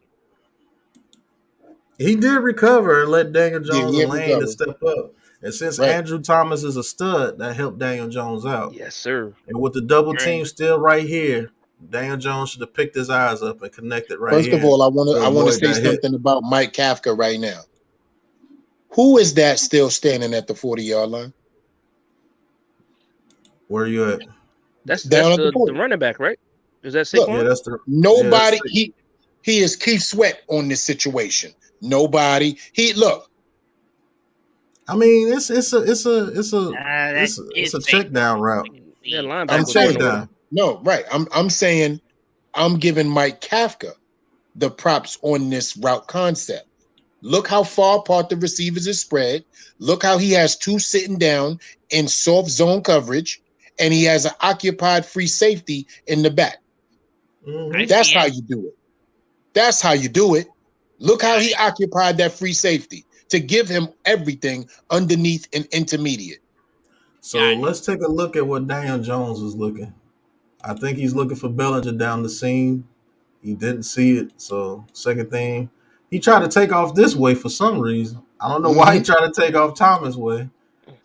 And that's probably why he missed Hodgins. He tried to take off Thomas. Yep, that's why he missed Hodgins. He tried to take off Thomas' way because he was trying to hit that little alley right here. But then he has two options in either Richie James sitting right at the first down marker or Hodgins 5 yards in back of it, who's going to turn and get another 6 to 7 yards easily if he's not tackled with probably about a 35-yard line, if he gets to the 35. The only thing I could think of is why he went that way first, because he knew the flat check down was on that side. Right. So he scrambled a little bit, maybe do a little bit of a dump off, on some Holmes type stuff. Yeah, probably. And he missed Hodgins, and I'm gonna tell y'all why. I want y'all to look. He saw Richie James. He saw he was double covered. He never recovered when he looked at Hodgins, and he immediately said, "You know what? I'm just gonna take off." I mean, it was a play that worked, but you didn't have to work that hard. Think smarter, not harder. Also, look at all that green. Right. It closed up pretty quickly, but it was wide open for a second. Yeah, Hodgins could have caught that and got about 6, 7. You would have got like. Oh yeah, absolutely. If Daniel Jones doesn't try to take off and just slides forward like he usually does, he hits Hodgins right here. He turns around. He probably gets this to the 35 because that one guy's not going to bring him down. It's hilarious how Feliciano Golinski just held that double team block. Like Feliciano, we needed some help on the inside, man. On his left side. So we got to chalk that up as a play missed on Daniel Jones. Yeah, we do. Unbiased. Still positive. But yes, absolutely. How many of if he starts, how many of those missed plays can we afford against an Eagles rushing attack pass rush that's pretty dominant and a ground stop? Well, so far he's only missed one play. That seals up a lot of holes. All right. Here's a strong guy formation. Now Neil actually did pretty good on this one. Wham block. Look at this wham block. Let's go back. Let's go back. Look at the wham. Look at the wham concept on this play. Wham concept is tight end on the left-hand side, guard pulling to the left side, opening up a big hole where he can go between the tackle and guard. Look, bam. Good pickup. Beautiful wham right there. Yep. Where's the wham block on that one? Look at the tight end. Tight end. Feliciano comes around and pulls. Opens up a gaping hole. He can take the inside leverage as a running back. Look, beautiful. Chops him down. Beautiful.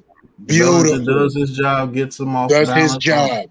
Yep, and Hodges does a hell of a job coming down on that block right there. And Yo, did I Feliciano's just running see out there. somebody put his hand in Bellinger's face? That was Thomas? That somebody, you put his fingers all in his mask? Yeah, look, you ain't see it? And that's a pickup of what, 19 or Watch, 20? look, watch Andrew Thomas right here. Look at fam, all up in it. Yeah. Bugging. That was beautiful. 18. All right, here's the second and 9. 9 from 21. Now, like I told y'all, we'll never line somebody directly up on the outside, and we'll always continue having these bunch slot sets. Look how much space is that Richie James inside on the right side down there? Yeah, that's Richie James right here. Yo, look how much space the cornerback has given him off the line of scrimmage. You see they backed that safety up though. Yeah, you already know. Yeah, because I told y'all, Richie James is garnering respect. Right. He's getting some respect now. It's 1.5 high. So he run a play.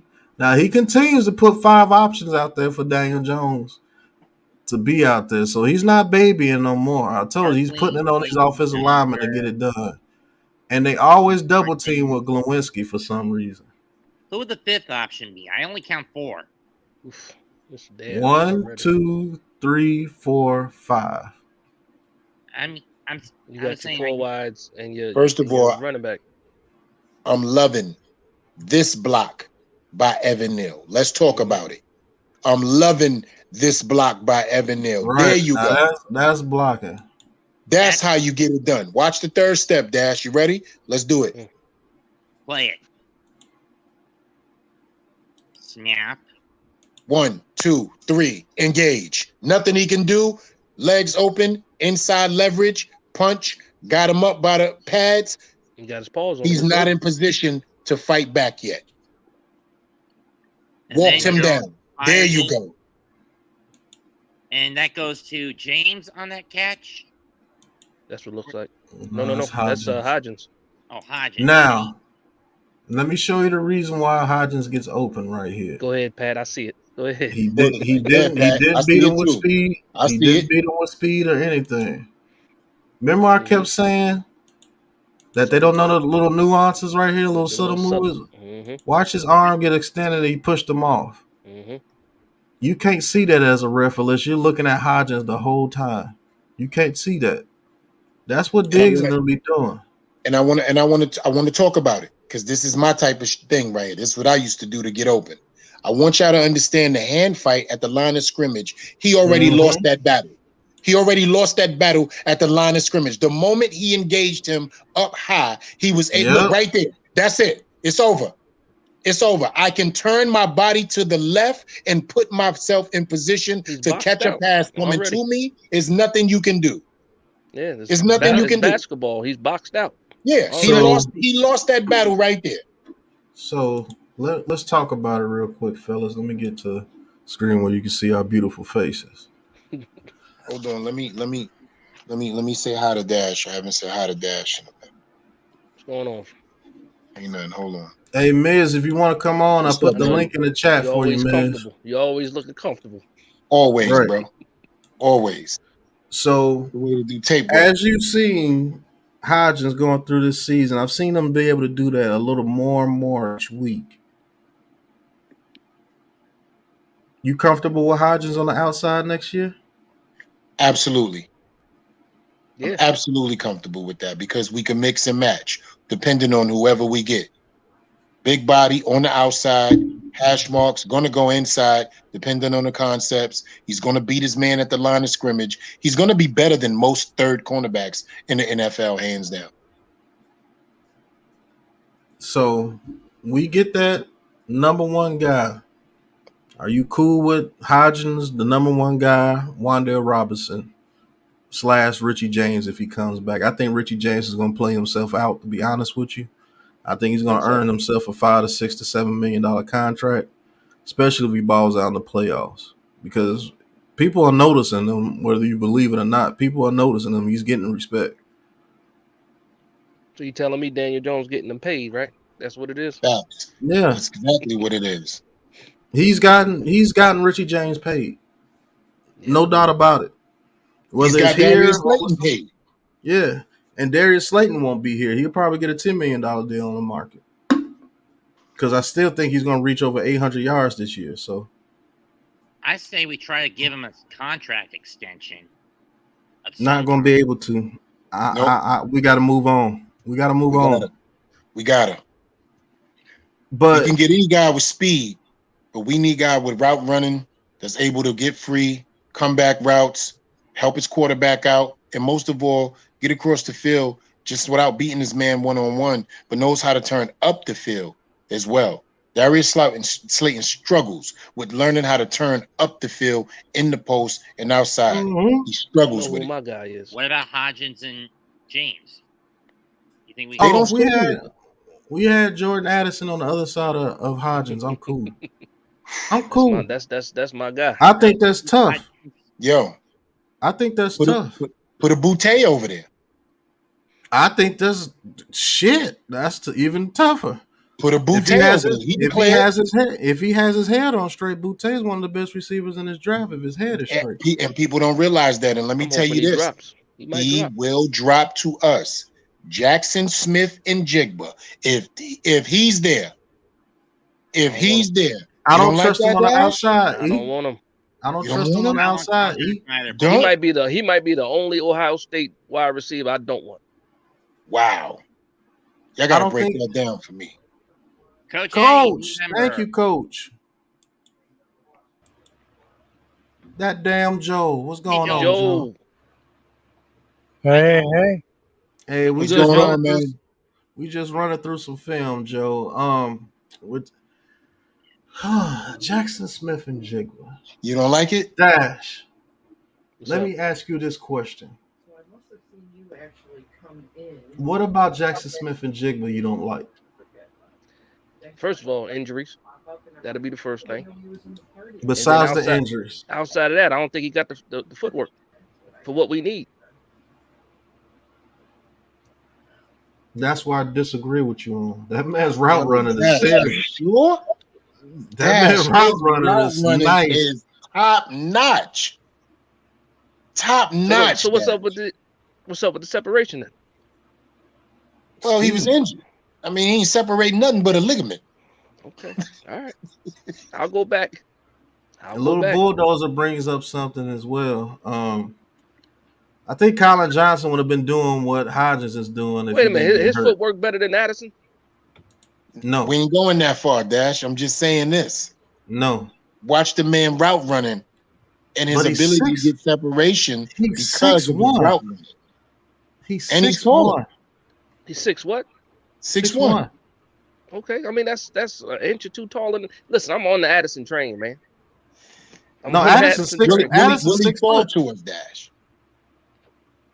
I don't think he makes it that far down. But Addison's 6 foot. I'm taking Addison over Smith. Absolutely. All day on Sunday. And my constellation is Boutte. Okay. I'm taking Boutte before Smith and Jigba. I just think that he's better fit for the slot. Right. It's because he doesn't have that range speed like a Olave or Garrett Wilson. You see what I'm saying? Yeah, I'm with you on that. That's the only thing that holds me back. I know he's not an outside receiver. But I will not lie. The more I watch Zay Flowers, from Boston College, I'm okay with it, bro. The more I watch that kid, Dash, you watch that boy? No, I haven't. Please do me a favor, bro. While we doing this, I just started watching Tank Dell because y'all told me about it. Yo, Dash, electric. I just started watching him yesterday. Yo, electric, Dash. Yeah, I see it. Electric. I don't want to say who he looks like because I don't want to jinx the man. Right. I like what he can do with the ball in his hand. Yeah. Yak monster. Yo, yeah, you looking goofy out there. That's a fact. That dead leg stop is different. Yeah, they got 15 minutes of highlights with the dead leg out there. and you think he gonna hurt himself? Yeah, I don't want to jinx him. I don't want to jinx him. The way he's planting in the ground is crazy. Little bulldozer says, "Bro, He says, "Bro, how are naming some scrubs all worse than who we have already? All we need to do is keep Richie, keep Colin Johnson, Hodgins, Wandale, and draft or trade for a receiver." What I tell See, you, Pat, you know what it is. It's about the money. Right. Yeah. right. Where are we getting the money? It's the money. Tudo crazy. He says, "Big Boss Pat." Everyone asking if E is sitting on the king's throne or is that his bed behind them balls. That man is comfortable. Right. Relaxation, baby. It's the only way to do film breakdown. Relaxation. NYG says we need better route runners for this offense. Jones plays his best with guys that can run crisp, precise routes. Let's talk about it. Let's talk about it. Well, Then let's like talk you about said the though, best. Pat. Like you said, when it comes to Hodgins, it's not the crispest routes. It's how he gets his separation. Yeah, Right. the The little hand movement, nuances. placement, subtle things. Yeah. And it's his hand fighting and his body placement, which is the rebounding concept off the line. But one thing is for sure. He is not afraid to attack the middle of the field. And that's a quarterback's dream. If you think about it, most of his catches are right in the middle of the hash marks. And he only making 400,000, I think. Something stupid like that. That shit gonna be bumped up into at least $2 million next season. Yeah. Mhm. Yeah. I say NYG's. He says exactly quickness over speed. We don't necessarily need a guy that's a burner. That is true. That's We why I need like a route Addison. runner. Right. Addison can burn your ass too, though. Yeah. Addison ain't slow. No, you're right. No, he's not. The pick that I'm Flowers. worried about. The pick that I'm worried about is Jalen Hyatt. I know he doesn't do anything for us. Speed. He doesn't, That's man. it. Just fly routes. That's it. Yeah, I'm good on that. I'm good on that. He got a lot of people fooled too. Yeah, that's that Corey Coleman right there. You know, it's a wide receiver I've been watching in the later rounds. I like Ronnie Bell out of Michigan. Yeah. Strong, big hands, good knows body how control. to get free, body control. Yeah, he got it. Pat, quick question. He got it. In terms of our draft, as it sits now, we're like what, 23, 25 in the draft? Yeah. When it's all said and done, we're gonna have that 31st pick. I'm gonna tell you a guy that I believe they would pick up in the 3rd round. I think it's Rakeem Jarrett from Maryland. That's a new name for me. Who? Yeah, that's a new name for me. Yeah, you see how you say who? I do this scouting shit for real. I'm telling you. Rakeem Jarrett from Maryland. Look him up. I ain't even gonna BS like I know who you talking about. I don't got a clue. I'm not gonna lie to you though. If we want to get somebody that just Daniel Jones can immediately use and is going to be what he needs to be, Mingo, man, from Ole Miss, he'll fit right in. You talking about the AJ Brown clone? That's what I'm talking. Yo, man, the AJ Brown clone. Yo, he'll fit right in. I know especially him. in the NFC East, man. Division games, I could see that dude damaging. Yeah. You know, here we are discussing a need for this team. And we're matching a need to this team. We're late first round talent, looking at late round wide receivers. Yeah, we are. Nah, we're not looking at linebacker. I'll be back. You ain't mean do you even watch the draft? Yeah. These guys stink. God damn. Nobody cares anything about that. Well, I drafted inside linebacker first, and he stinks. We won't be doing that though. There won't be no linebackers taken in the first. If we did it, boy, this team would be jumped so fast. Sorry, go ahead. No, you're right. You're right. Nah, there's certain positions that people are looking at. Yeah, I don't think any inside linebacker is going in the first round, except maybe that guy from Clemson, and that's because somebody is going to happen to take on the hype. He is. Jared this year, Maryland had a down year this year because they have Tua's brother out there throwing pick after pick after pick. Lord have mercy, I can't stand that dude. What's his name?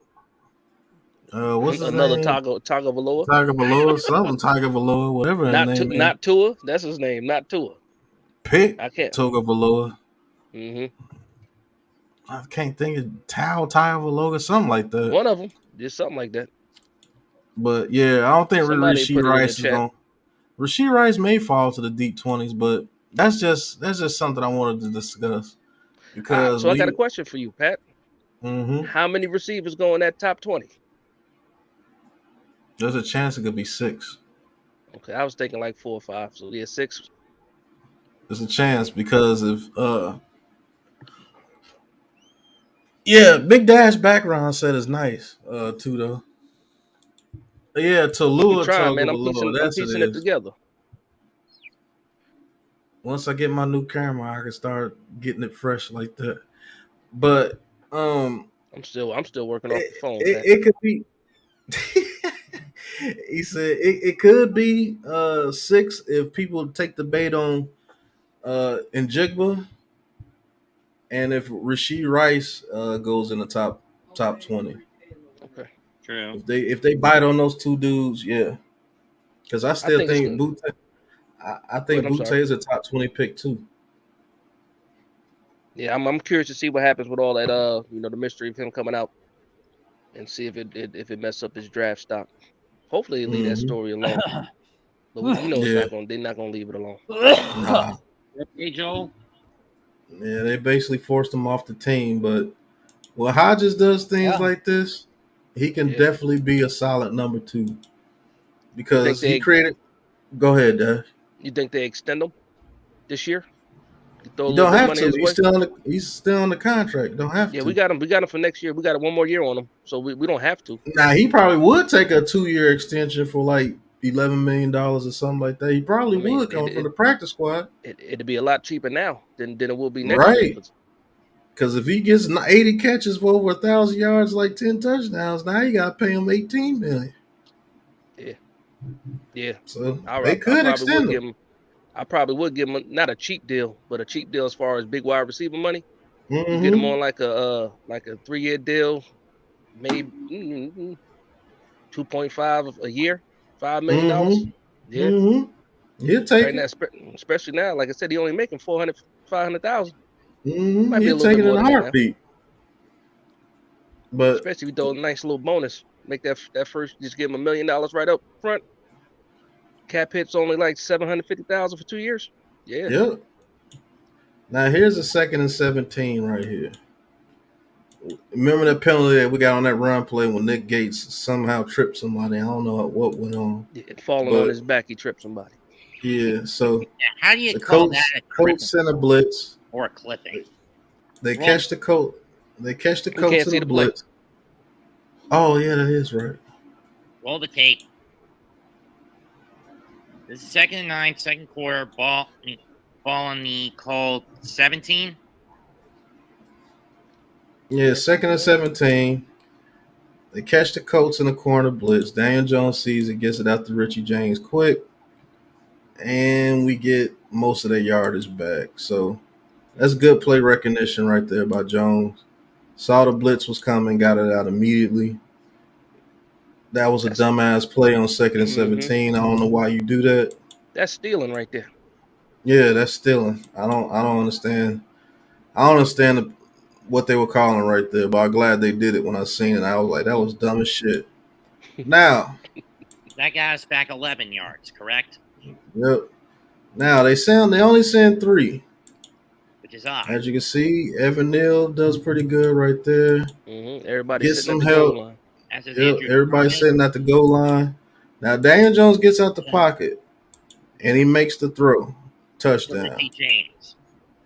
But in point blank view of the Colts. The thing that people don't see that Richie James did that most good receivers on good teams do, watch what he does.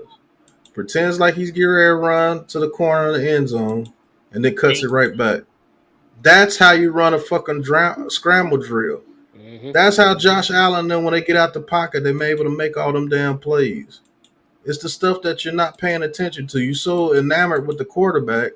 Wow, look at him get out the pocket. You don't see people like Diggs and them doing shit like this. You almost made that dude fall. Easy. Touchdown. I like the way Bellinger's running out the back of the end zone too on that drag. He wouldn't have been able to get it to him, but yeah, they snapped off routes and Bellinger. You see how Bellinger?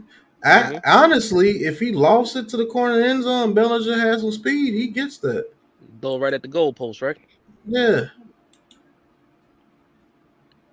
That's the things that helps out your quarterback right there. Touchdown. All right. As you can see, they're always going to run plays like this because they can't get separation on the outside. At least they're not trusted to yet. Now you got Richie James going to the outside here. Daniel Jones looking. Has to throw it out to Saquon Barkley. He basically gets incomplete. Stuck back. He got their ass kicked. That was at Feliciano got his ass kicked. Man, I think everybody got their ass kicked on this one. Actually, it's Neil. They should have called holding on it. Look at him holding. Yeah, that should have been a flag on Feliciano got walked back a little bit too, but yeah, I see it. Yeah, but everything else was covered.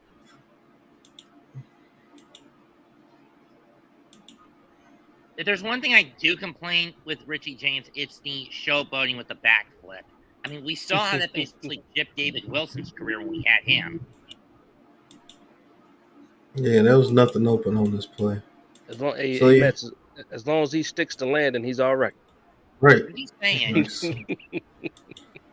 you're still this was a 2nd and 10. Trade-off, even if you do stick to landing. Yeah. Trust me, I want the players to stay on the ground.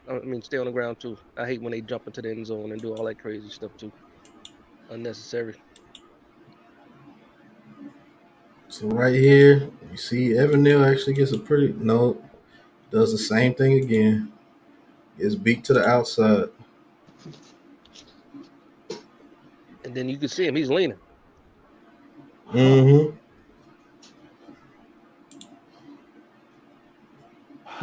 he's leaning, getting beat. Daniel Jones has to release. He gets it to Richie James.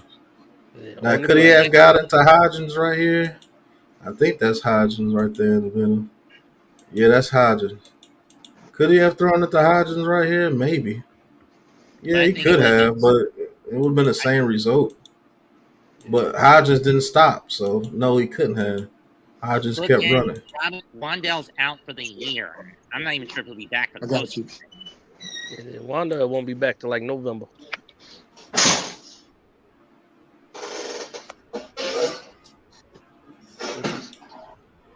And then I think we got a false start or something this 2nd and 11. So as you can see, 4 receivers set here. Pretty good blocking. And I noticed when I watched this one back, whoever's lined up on Evan Neal's side, the defensive end, it's always wide, extra wide. And because they know they know his issue. Look at that. Like it's not wide now because then both defensive ends will be wide like that. There got to be a way to expose that though. Now, on this play here, this is where somebody like breaking tackles would have said, Daniel Jones is not seeing the field. You see Richie James break open right here?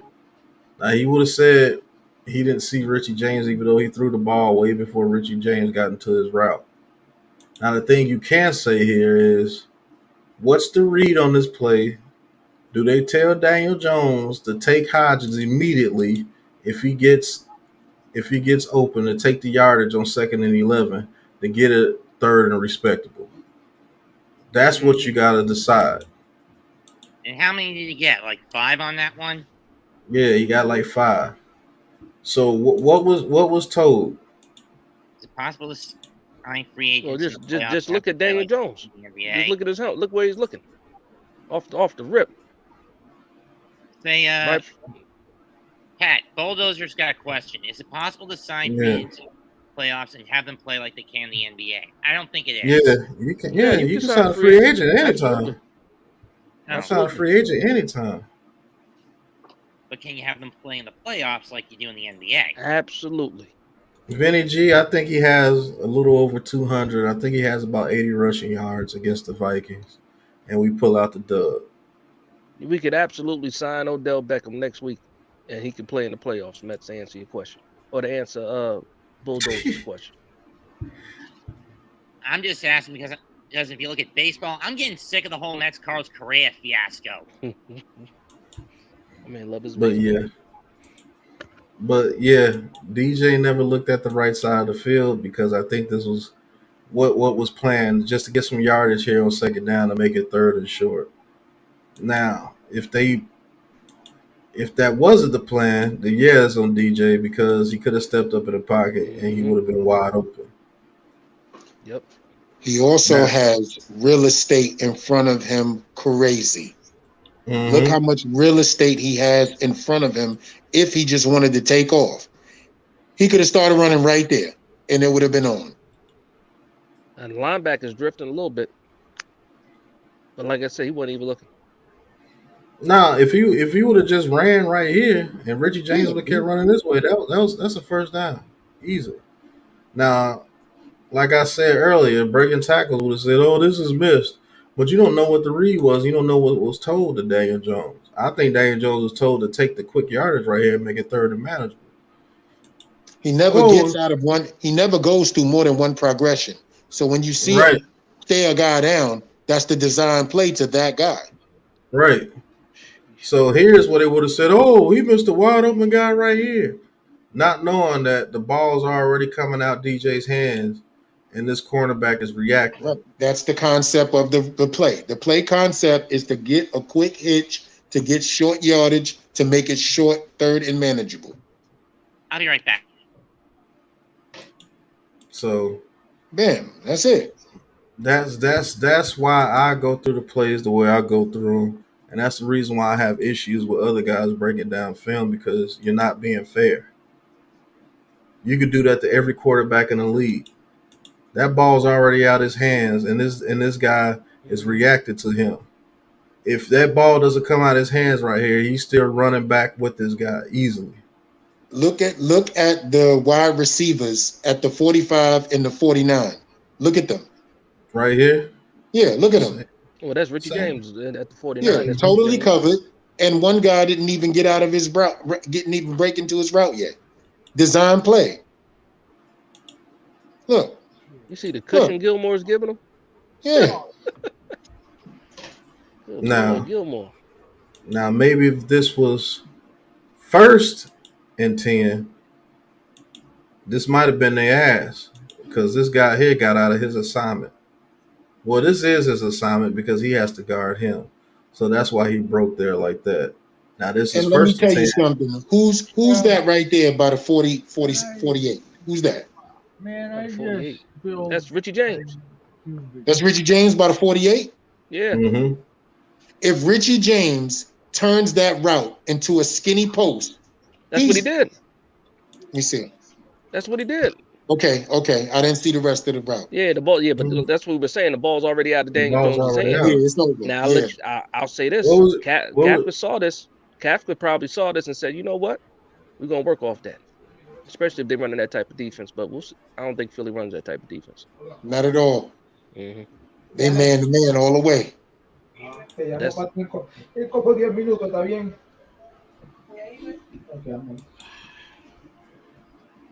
Lou. I was gonna say, where is that coming from?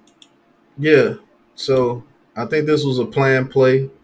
I'm not gonna sit here and say, "Oh my God, Daniel Jones missed a wide open touchdown here," or "Daniel Jones missed a wide open guy right here." No, the ball was already out before he even got into his route, and the reason why he's coming up, because the ball's already out, so he's coming up to hit the guy that's going to get the ball. You got to be real when you watch a film review. Yeah. Sometimes people don't understand that the play before is used to set the play up after. Right. Mm-hmm. Mm-hmm. This was 2nd and 11, so it was like, let's get 5 to 6 yards here. 5 to 6 yards out of it. Right. Yeah, third and manageable. Third and 6. On top of everything, it was open. Right. So let's get a trip set here, and we, like I said, we never line somebody out all the way to the outside.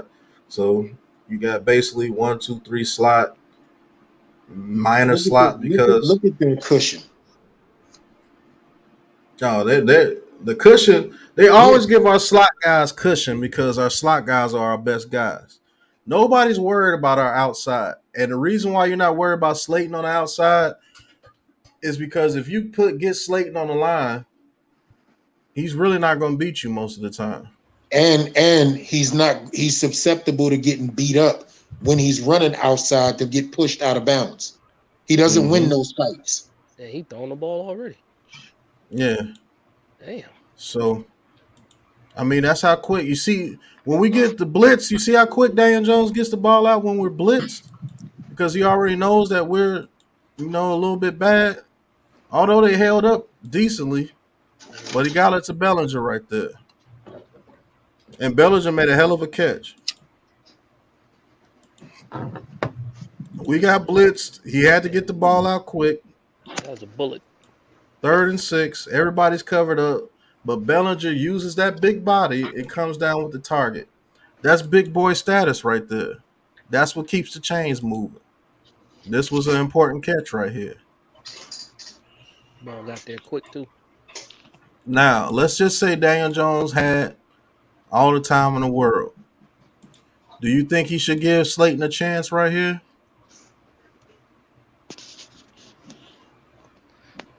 Let me see the pocket. The pocket looks clean. No. Who's coming over between the center and the tackle? That's Buckner. Thank you. He has a chance to throw that one. I think so.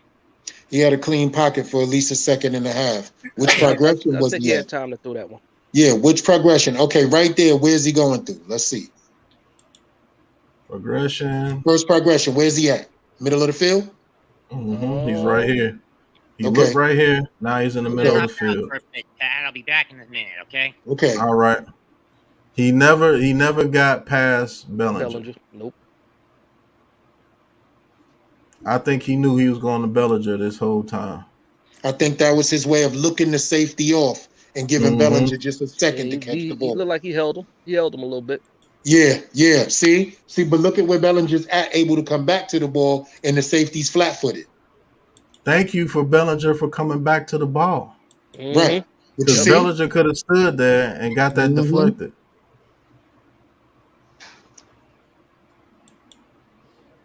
So let's talk about ball placement right there. Let's talk about ball placement right there. Bellinger comes back. Look how fast the ball is rifled out to him. Yeah. He puts the ball towards his outside shoulder where he reaches like this instead of trying to put it right there on him and let that DB come in and put his hand right there. Or if he places his ball. Look at the rebounding concept. Look at him boxing him out. If he places his ball to Bellinger's right shoulder, it's a deflection.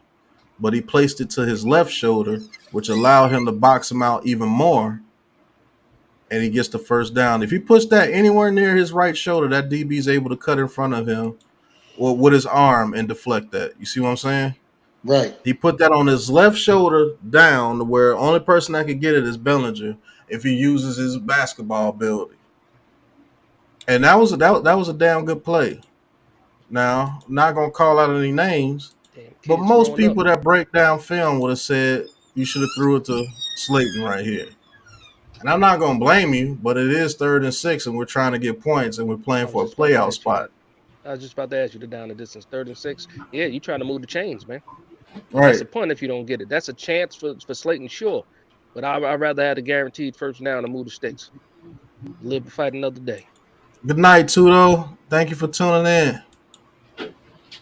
But I believe it's the correct play. Whether you, I want to talk about Bellinger selling this route. I want to talk about him selling this route up the field, regardless to him coming off the line of scrimmage, gentlemen. And I want y'all to look at this. He keeps the safety 5 yards away from him. Just watch. The whole time he keeps him 5 yards away. Look. Yeah, I think they're going to work with Bellinger here in the near future. Bellinger is nice, man. That boy ain't going nowhere. Remember, this is all rookie development. Yep. We got him for at least 3 more years. The kids are growing up in this season, all of them. All right, this is 2nd 9. As you see, we're always lining up in formations like this. Right. 11 personnel, dub sets on the left. Now, as you can see here on this play, they send a blitz, come scot-free. So I don't know how he gets in there scot-free. What is Feliciano Glowinski doing? But see, hold on for a second, Pat. Pause it. Okay, that was That's a the reason. good scheme. That was a good Right, but scheme. that's the reason why we keep lining up in these dub sets in a 4 wide receiver set, because we need to have an option for Daniel Jones to get the ball out of his hands quick, because they don't trust his line. Now watch how they break free. Even though it's a blitz, he still is going to be able to have at least 2 options on his left. Bam. Actually, that delayed blitz was off the chain. Mm-hmm. That was a good scheme blitz. I thought it came off the right side. It came off the left side. Giants gonna win the whole thing though. Just to let y'all know, Giants is taking the whole shit. Y'all remember I told you that shit, okay? So don't act like it's news to you after we win the Lombardi, and I tell you I told you so. Don't be like, oh, you ain't say that. Yes, I did. Yeah, that was a damn good blitz, man. Because what they did was they automatically double right here. Yep. And Glowinski's one on him. So they bring him right behind there on that delayed blitz. They were so wild. But you know what's crazy about that, Pat? I don't think Glowinski needed to sell out altogether to help out Feliciano on that. He could have did the one where he just stepped and got a hand on the guy in case he comes that way, and then he has a chance to recover and pick up that blitz. I hate how they just jump to it, man. Yeah. I see it now. He crossed his face, so never mind. I'll take it back. Yeah, that was a damn good scheme blitz. Yeah, he crossed his face. He went with him. He did what he was supposed to do. I'll take it back. Now, this is where our quarterback comes into play, because he's fast enough to get away from that dude. And he took off. So it actually worked against him for a huge play. What did he get, 21 on that? Yeah. Because Daniel Jones can move. But they say that. Let's talk about that ankle being fully healed. Yeah, I told you he's moving a lot faster because that ankle was fully healed. I was wondering why he was moving kind of slow. I was like, man, Daniel Jones is usually faster than that. And I forgot that he hurt his ankle against the Bears. Mm-hmm. And that high ankle sprain took about 6 weeks. Yeah, it took about 6 weeks. So now Daniel Jones is 100% healthy. And, man, I say he took off. But I thought Daniel Jones was a clown and he couldn't read the pocket. He has no instincts. Bullshit. Daniel Jones got up out of there. Go ahead and rewind it, Pat. He looked like somebody let a dog loose on him. Right. DJ took off. Watch what he get in there. Watch. You see that dog? Whoop. Yep. Somebody let the dog out the gate. You know that when you a kid, you see that dog hop a fence, you out of there. Cause oh no. Got up out of there. Now, I think this is the play that I like. Yeah. We should run a lot more plays like this, too. Yeah, I love that.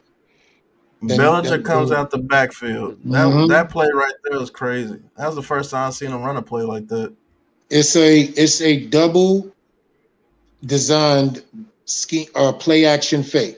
1, 2. See? You're making it seem like he's going to actually be the fullback on that play and hand off with an opening. Look, if he would have took the ball, he would have an opening. 4, 5. Yep. Yeah. 1, 2, 3, 4, 5 people looking at Barkley. Look at him. Totally fooled him. Watch the corner say, "Oh shit," in his head. Oh shit. And that good ball placement. Actually, that's a linebacker, isn't it? That's a linebacker. No, I think that's a corner. It is a corner. Hold on, let me see. He knew he messed up. It was. Yeah, that's a slot corner. It was at this point where he knew. Shit. He knew he fucked up. And then he put the ball placement where Bellinger doesn't get knocked out too. Because the play made him think he was going to come up and run support. You know what, Pat? Remember when Danny got Bellinger killed in that last game? Looked out for him this time. Because if he would have let him, he leaves him. He gets hit by Gilmore. It would have been a Reggie Bush moment. But the thing that makes this play even more gravy is that they brought Slayton in a reverse setting, so it really holds everybody right there. Right. He made Bellinger seem like he was playing a fullback, brought Slayton in motion around the back, and also allowed time to be drawn for Bellinger to get open 17 yards down the field. Now, here's the question.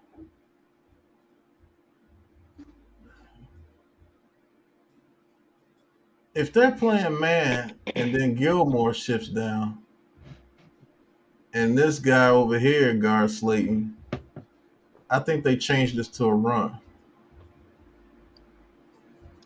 Go a little deeper. Pause. Think they do the actual handoff, just Yeah. run it, right? I think he has two options on this play. And when they get the motion, I think he says it in the huddle.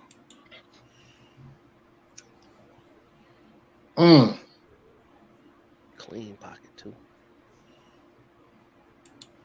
A lot went on. And let me give props to Mike Kafka on that exactly design. I need you guys to think about, there was a 3-play option within the 1 play. Fullback is Bellinger, opens up the hole, Barkley can get it, reverse to Slayton into a play action pass. Look. You talking about Barkley up the First middle? concept right there. Second concept not there. Third look. Too many moving parts in the backfield for everybody to play defense when things get in front of them. And really, this is only really a 2-man route. 2-man route, because Isaiah Hodgins is open with 1 man if it's only 1 person. Is it only 1 person back there with him? No, I think it's a safety. It's a safety too. Yeah, but he gets to draw the safety off because he sees the ball going to Bellinger. So the safety breaks off of him and leaves him for the free safety. Look. That's because the ball's already in the air, though. Yeah, that's what I'm saying. Oh, no, there's a safety back there. Yeah, safety back there. That's what I'm saying. Okay. There's a safety back. So if Hodgins even beats him to the inside of the post, beats him to the inside and fails it, right? Unless this dude's a jackass, he should be able to get there and pick and brings them both all the way to the 10-yard line. Look. Now, let me tell you this. If Hodgins has speed, and I mean scary speed, where he and hits this is a touchdown, an easy walk-in. Reason why it doesn't allow him to turn around. You see, the only reason why Gilmore is able to turn around is because he's not scared of Hodgins' deep speed. You see what I'm saying? If Hodgins had that deep speed and he's getting to that post, he's lined up on his hip. He's not even looking to try to turn back and get anything here. Let me tell you though, it turns into a bigger play if Hodgins has speed because he drags the safety over with him. And right now, the safety's on an 8-yard line. All Bellinger has to do is turn it inside to the post, and that's a bigger play for Bellinger. Imagine if Bellinger turned it inside and Hodgins kept going up with his speed. Bellinger did the correct thing, E. Let me show you. I know. I was saying based off if Hodgins was a barn burner, if he was a take the top off the defense guy. Yeah.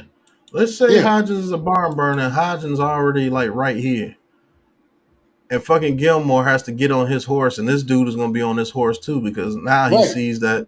And then Daniel Jones stands there and looks at him, looks like he's getting ready to throw it to him, and all of a sudden just tosses it to Bellinger. That's a touchdown.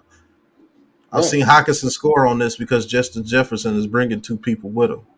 You see what I'm saying? That's what this offense is missing, where we can get those 50, 60-yard explosive plays. This play works perfectly. But go ahead, Dash. My bad. Go ahead. No. I'm going off of your point because I'm saying if that's OBJ where Hodgins is, he's sucking in all 3 Pauls. All 3. See, and that's why I'm saying that. That's this respect he commands. That's what I'm thinking. Look at the way Gilmore is basically jogging. And he's looking back too. He ain't even looking at Hodgins. And he's seeing right. All you got to be able to do is get this man to focus on you. And Hodgins does his job. He makes him get out the way, but he still got his eyes on Daniel Jones, and he throws the ball, and he's able to turn around. If you got a receiver that commands respect, and Hodges commands respect on the inside, yes, but deep, no. Not if you're a good corner. Gilmore ain't worried about shit Hodges doing deep. I know I can pretty much jog and catch up with him. But you know what's crazy, Dash? This concept leads to the dangerousness of Hodgins after that catch. Now that he done caught the ball between the 20 and 15, now he's the most dangerous dude on the field. Yeah. Hodgins becomes the most dangerous dude on the field right after that. Daniel Jones got the ball out so quick, wasted a perfectly good pocket. Look at that pocket. Look at that. A perfect horseshoe. That's where 360. That's where Diggs and them come into play. If this is Diggs, Gilmore's not looking at the quarterback. Gilmore's looking at Diggs like, oh shit, what the fuck? Let me tell you something. He routes Gilmore to death right there. He plants outside, turns inside, and it's over. Yeah. If this is he plants one time inside and turns outside, and turns outside and plants inside and runs right to the corner for a touchdown. And this safety's probably deeper. He's probably running this way. Right. And he's too far. He's too far to catch that corner route. It's over. Right. Well, just look at the safety when after he gets it. The safety is probably look how far back the safety is. There's no way. There's no way. Unless it's Ed Reed. Unless you Ed Reed. Only reason why this is a touchdown, look at the position right here. If this receiver is up on him, at least to right here, and he's burning it, just burn it. Just burn it straight down the seam of the field. Gilmore's going to have to turn his attention to him to see where he's going. He's not going to be able to look at Daniel Jones and pivot and turn around and hit. You see what I'm saying? That's a touchdown. That's a touchdown. So let's talk about this real quick, gentlemen. Let's do it. This is why I say the things that I say about this team, about the receivers commanding respect. It shows it to me in the film all the time. The 15-yard plays that we get, a lot of those should be around 30, 40. Yeah. It's because each DB is able to keep their eyes on the quarterback. You see what I'm saying? When you look at this play here, hold on. When you look at this play here, Gilmore never has to take his eyes off Jones. The whole time. He's skipping the whole time. It was just that this play concept was so good, it allows Daniel Jones to get that ball before he's able. You see how quick he's pivoting right now? Because he's seen Daniel Jones raise his arm up in the air. He's already pivoting. He knows where it's going. He's like, fuck. The ball ain't even out his hands yet. Yeah, he's already pivoting. Right. But his mistake was playing off too deep, skipping, not realizing that's Daniel Jones's best passing. That's his best passing windows. Them 10 to 12-yard passing windows, he's going to knock those down. He's going to knock those down easily. Look. Now, let me tell you something. If this is Diggs, he covers both those guys. Not because he's just that good, it's because he's always a guy taking risk. And he knows for a fact that I am way faster than this dude. So even if I let him get up on me, I can always catch him in a heartbeat. Right. His recovery speed is too good. Diggs is probably sitting right here where this arrow is, doing the same thing Gilmore's doing. And if Daniel Jones tries to throw this ball, and if Diggs is sitting right here because he knows he can catch up to him, he's snatching that shit out of the air. He's snatching it right out of the air. That's a pick. That's what I mean by receivers commanding respect. At least Hodges is half decent. At least makes you pay attention to him just a little bit. But when I say respect, Gilmore is on his horse. And he's running with him the whole time. So is this dude. Because even this dude still has his eyes on Daniel Jones. If this is Diggs, both those guys are looking at Diggs like where the fuck he finna go. Because he could cut this all the way over here if he wanted to. And now that's my position. So I have to look to see what Diggs is doing as well and see where I'm going to go. Meanwhile, Bellinger's breaking wide open for a touchdown. Yeah, he walks in. That's the shit that I see. You see what I'm saying? That's the shit that I see. That's why I want a number one receiver on the field. People just think that I'll just be talking shit just to talk shit. No, I see it. That's a touchdown. If you have a number one receiver on the field, not because he's gonna catch every fucking thing, he brings people to him. He brings eyes to him off your quarterback. That's the reason why he was able to pivot and turn around and make that tackle, because he saw Daniel Jones the whole time. Yo, that's Justin Jefferson and KJ Osborne. That's a touchdown. Yeah. If that's Justin Jefferson and KJ Osborne, that's a touchdown. And they're high-fiving Hawkinson in the end zone easily, because those two guys have enough speed and enough respect to make it to where he's not jogging like this. And he's not looking back at the. This man is pivoting right now. He's not even worried about him going to the inside on the slot. Go ahead, rewind it for him so they can see. Watch soon how as fast Daniel Jones breaks off. Yeah. Soon as Daniel Jones lifts his arm up, he knows where he's going. Look, he's doing it right now. He done already slowed down. Yeah, Bellinger. He saw his teammate beat already. Yeah. The ball is not even out the air, and he's already turning around. Daniel Jones should be able to hold this ball one more second and throw this ball to about the 12, and let him walk in the end zone.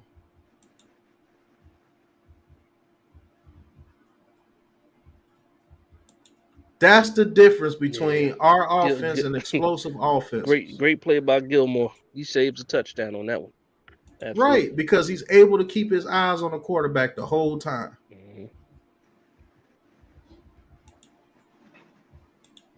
Uh-oh. NYG, what's going on, brother?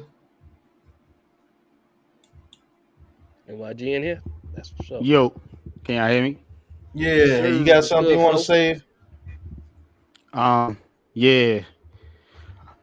Just looking at the film, good breakdown, man. Appreciate all y'all, man. Salute to the panel, salute to the chat. But just looking at the film, you could see what type of guys they need. They need guys that are precise, precision route runners, know where they're going to be, because Daniel Jones is good with those anticipation. Like the play you just seen, they knew what time it was. As soon as they seen them, you know what I'm saying? That's anticipation. You know what I mean? So they need guys that are quick, precise route runners. You know what I mean? And also, shout out to Kafka, man. They're starting to get comfortable with the system. You know what I mean? They're starting to get comfortable with the system because they're playing faster, like you seen, with more anticipation. Daniel Jones is not thinking as much out there.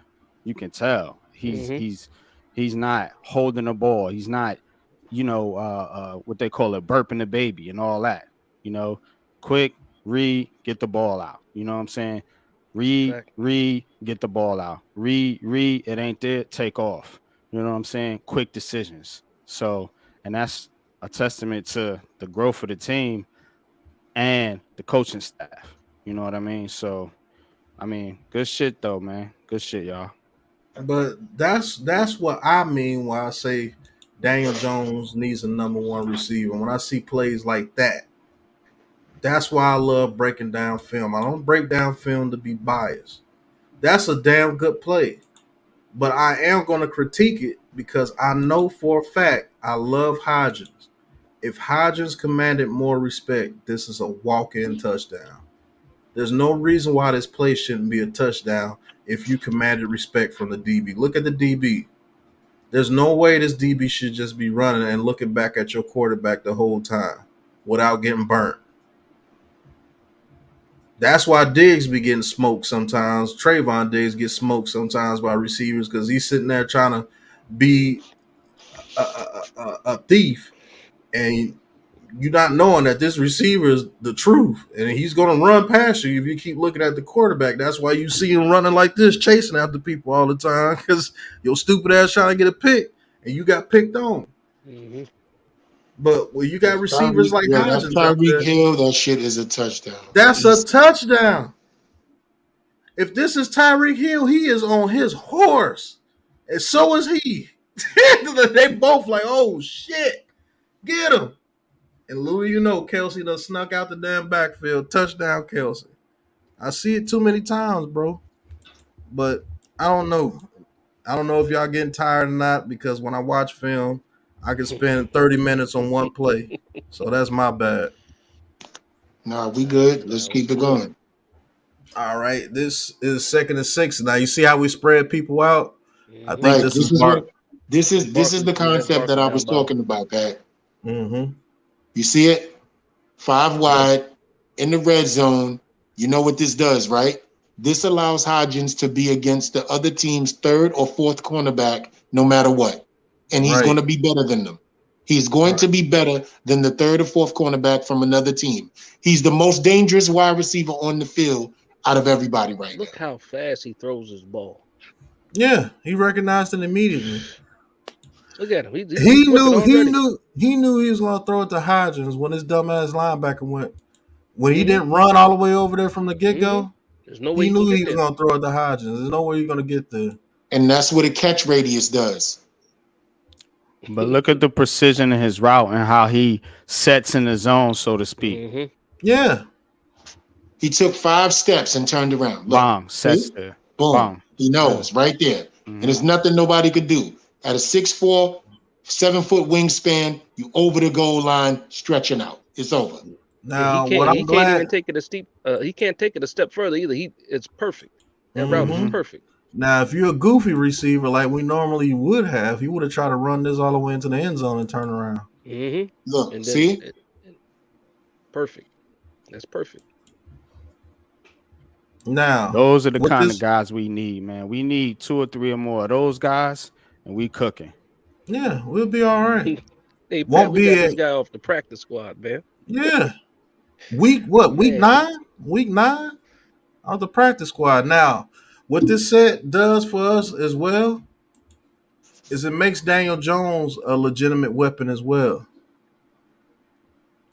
Because maybe he doesn't get out there real fast because he knows if he runs out there from the get-go, Daniel Jones can take this ball and just run.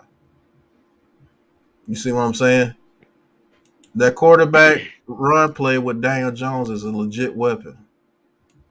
But that's why we're so efficient in the red zone, man. Smart play by some of these receivers, mainly Hodgins. Richie James did it a little bit earlier in the game, but I love this play right here. It's as simple as shit, yeah.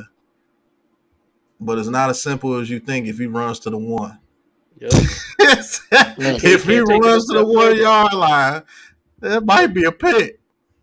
All right, hold on. So what I want to break down is this, right? Run it back, Pat. I want to break down off the hype. What happens? What happens right off the snap? Let's see. Give me 2 seconds. Yeah, Pat. 1, 2. Okay, right there. The defense of the Colts is spread out so far apart. Right. He doesn't even have to go through a progression. All he knows is he has to get the ball where it needs to be. That's it. Look, they're so far apart. Look at the space from end zone to 10-yard line. You have about 15 yards of space right here. You got 15 yards of space right there. And then if this guy was supposed to guard him, that's about what, 5-8 yards of space there. Yeah. Who's at the bottom that ain't even fucking run? That's Barkley. That's Barkley. He didn't even have to run. All Barkley did was hold his hands up with the touchdown signal. That's what he did. Now, I will say this. If they ran man-to-man, you know what I would do right here? If they were running man-to-man right here, I would have Daniel Jones get the ball. You know how the quarterback does that little step back before he get ready to run the ball? And I will have Barkley go underneath them guys and run like a screen. Have these 2 run up, get ready to block, and run a quick screen for Saquon Barkley. Because this linebacker is going to be focused on him if this man-to-man across the board. Yeah, he can slant that out. He can slant that out, Pat. He can slant that out. The linebacker, right there. The first 2 steps. If Barkley came across the field, if he ran a cross route just across the field, he still has a way to go up the field and get into the end zone. Because it would just be him and him. It would be only him back there. You see And the linebackers, his first two steps in his drop, he's looking dead in the face of Daniel Jones the whole time. yeah, because he has to worry about that quarterback draw. Staring. And they spread them out too far. And that's the little things. That's the little things. It doesn't give him enough time to react because he's staring at Daniel Jones. Now, if this was a scramble drill, where do you think Hodgins should go if it's a scramble drill? If Daniel Jones have to run to the outside, to the back of the end zone. He's going to the back of the end zone. Yep. Right Thank you. Yeah, I see it. Yep. He goes to the back of the end zone. Stand right here, turn around, juke, and run straight to the back of the end zone. Hold on. Let's stay right here. Don't move. One, the linebacker has already bit. If Hodgins wanted to move, and I need you to rewind, Dash, and I'm going to tell you why the linebacker bit. Hodgins is going to pitter-pat his feet, and then the linebacker is going to notice he's not going no further. Right there. You saw that? I saw it, yeah. You saw that? He pitter-patted his feet, and he drew the linebacker to him. If he wanted to run past him at this point, he can, because he has his feet set. Yep. He can run right to the top of the eye in the Giants' words, and it's a touchdown. Yep. Because all he had to do is go straight to the back of the end That's zone. it, Daniel right Jones lost it right to him. And don't run all the way to the middle and let this clown just run straight towards you because because he's going to be running this way because Daniel Jones is going to be running that way. Right, now, just straight go back to the eye. That's it. Now, what should this guy do in a scramble drill? Oh, he's going to the straight back up, run straight up. Just go straight up. All he has to do is run straight skinny up. post and keep going this way. That's it. Just run straight up. Nothing else. Run to the G. Okay, now we all on the same page on scramble drills and why I say that's important. Most people don't even understand scramble drills because it's off script. It's really not off script. It's just you're looking at the quarterback too. And once you see Daniel Jones go this way, you should know, your silly ass should know, based on what this dude is doing, if he starts running towards DJ this way, gone. Correction. It's off script for our dumbass receivers. Right. But it worked out the way it was supposed to. So yeah, touchdown. it was supposed to. Who's that? Slayton or that Richie James up there? The guy we talking about. That's Richie James. That's Richie James up there. Absolutely. See, a lot of people don't even know. Let's talk about this real quick. That's how I know the people that say they watch film. A lot of people don't even know most of those plays that happen with those top quarterbacks be off script like a motherfucker. Yeah. The initial play is covered and they run and everybody knows exactly where to go to where that quarterback can get them the ball. That's Mahomes' bread and butter. Yeah. That's why they want the scrambling quarterback. That's what made Aaron Rodgers so great. Right.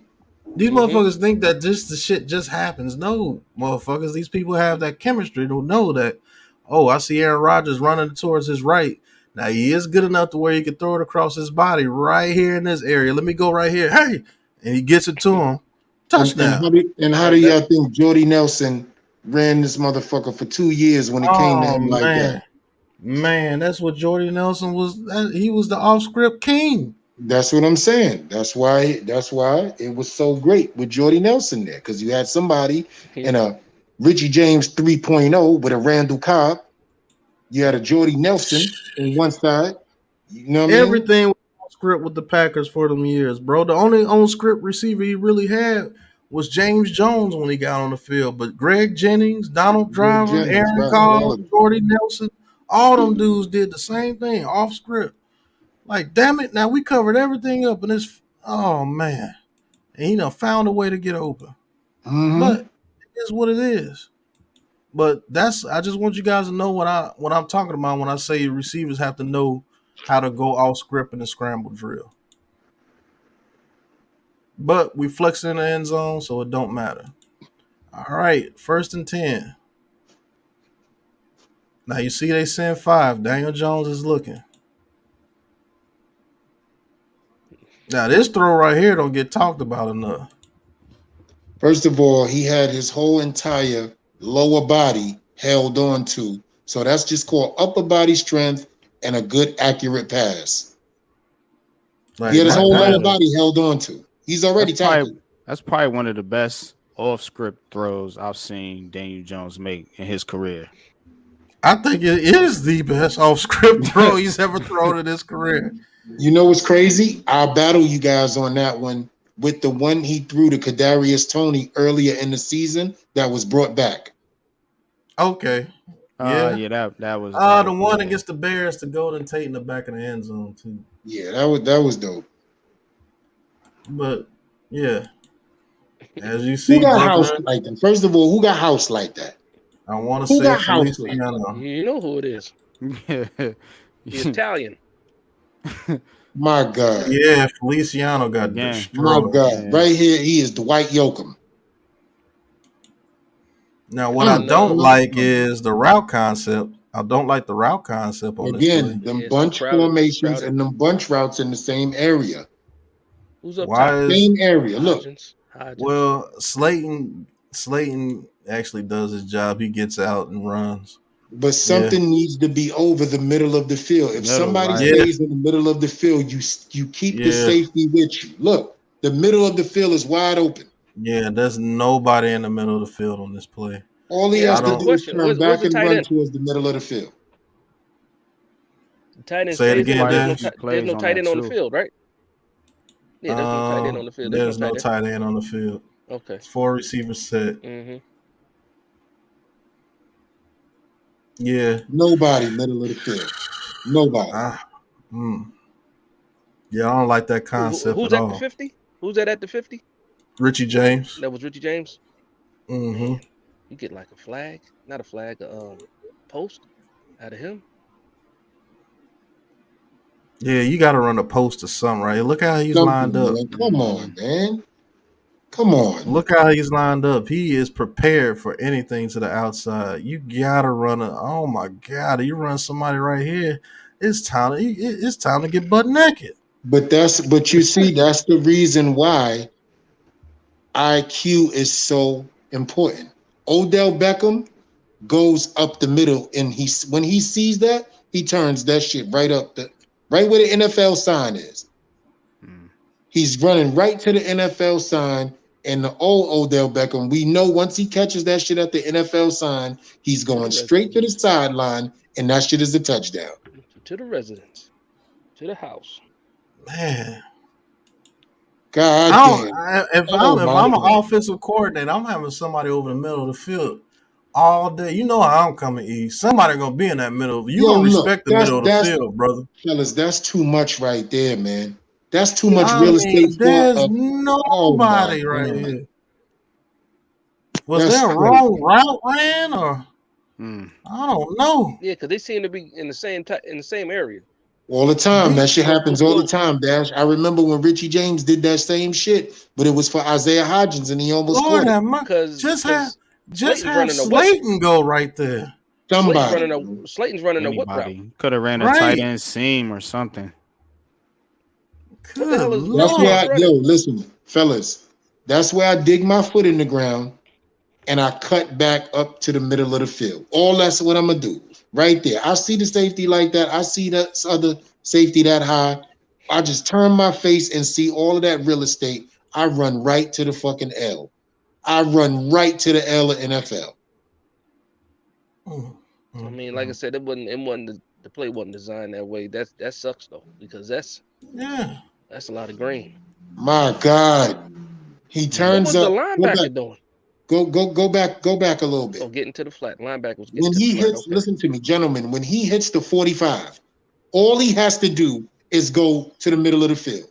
One more time, Pat. One more time. He hits the 45. Talking about Richie James. You talking about Richie James. God. My God. Yeah, because he's already giving you the whole middle of the field. He's giving you the middle of the field. Yo. So I don't know what coverage this dude was doing. He's covering the flat, but he's already got a guy out there. That's the crazy part. You know what it is? He's covering the right guy. It's just that Richie James should have been on another route. Richie James should have went over the he catches this ball, and if he can get past him, that's a tutty. That's the play they got naked. Butt naked in the middle of the field. I would say this too. Daniel Jones 1 and 2, just take off. That's there too. He gets to about the 45, maybe. Yeah, but Nah, the you got way that a the way that 30 linebacker was scraping, the way the Mhm. linebacker scraping to the flat. If Jones, I mean, obviously he can't see it because where he's lined up right over who's that, Glowinski? So he might be in his way. Yeah, they But did run a flood concept right here. The coach, unfortunately, I guess the coach knew it was coming. For some reason, they knew it was coming. It was the flood concept is correct. You usually run a little flat underneath and then a longer one over the top. Same thing over here with Hodgins and this guy. Damn, man. well, you live and you learn. You know, Kafka saw it. Telling He y'all, saw that. man, all he had to do was turn middle of the field right there. It is on. And Daniel Jones is already And right don't there. run it like and catch it right at the L. Right at the L. And And Daniel it's Jones open. gonna get it to he's gonna fire it to you. Yeah. Mm-hmm. And if this dude comes up and misses you at all, that's a touchdown. To the residence. That's why Odell Beckham used to score on them shits so much because he was Man, this is exactly how it looked before Odell Beckham caught that In slant. that Baltimore game, right? Yeah. Was it the Baltimore game? Yep. Up the sideline. Bless you, whoever that was. The Baltimore game, this is exactly how it looked before Eli threw it. And when that safety came up and missed, gone. I just remember Odell running with that ball in one hand. Yeah. I remember him giving the peace sign to Eric Waddle. Mm-hmm. Lord have mercy, we missed the Jesus big play. Christ, man. Yo, but my fault, Dash. Can you just go back a second or two?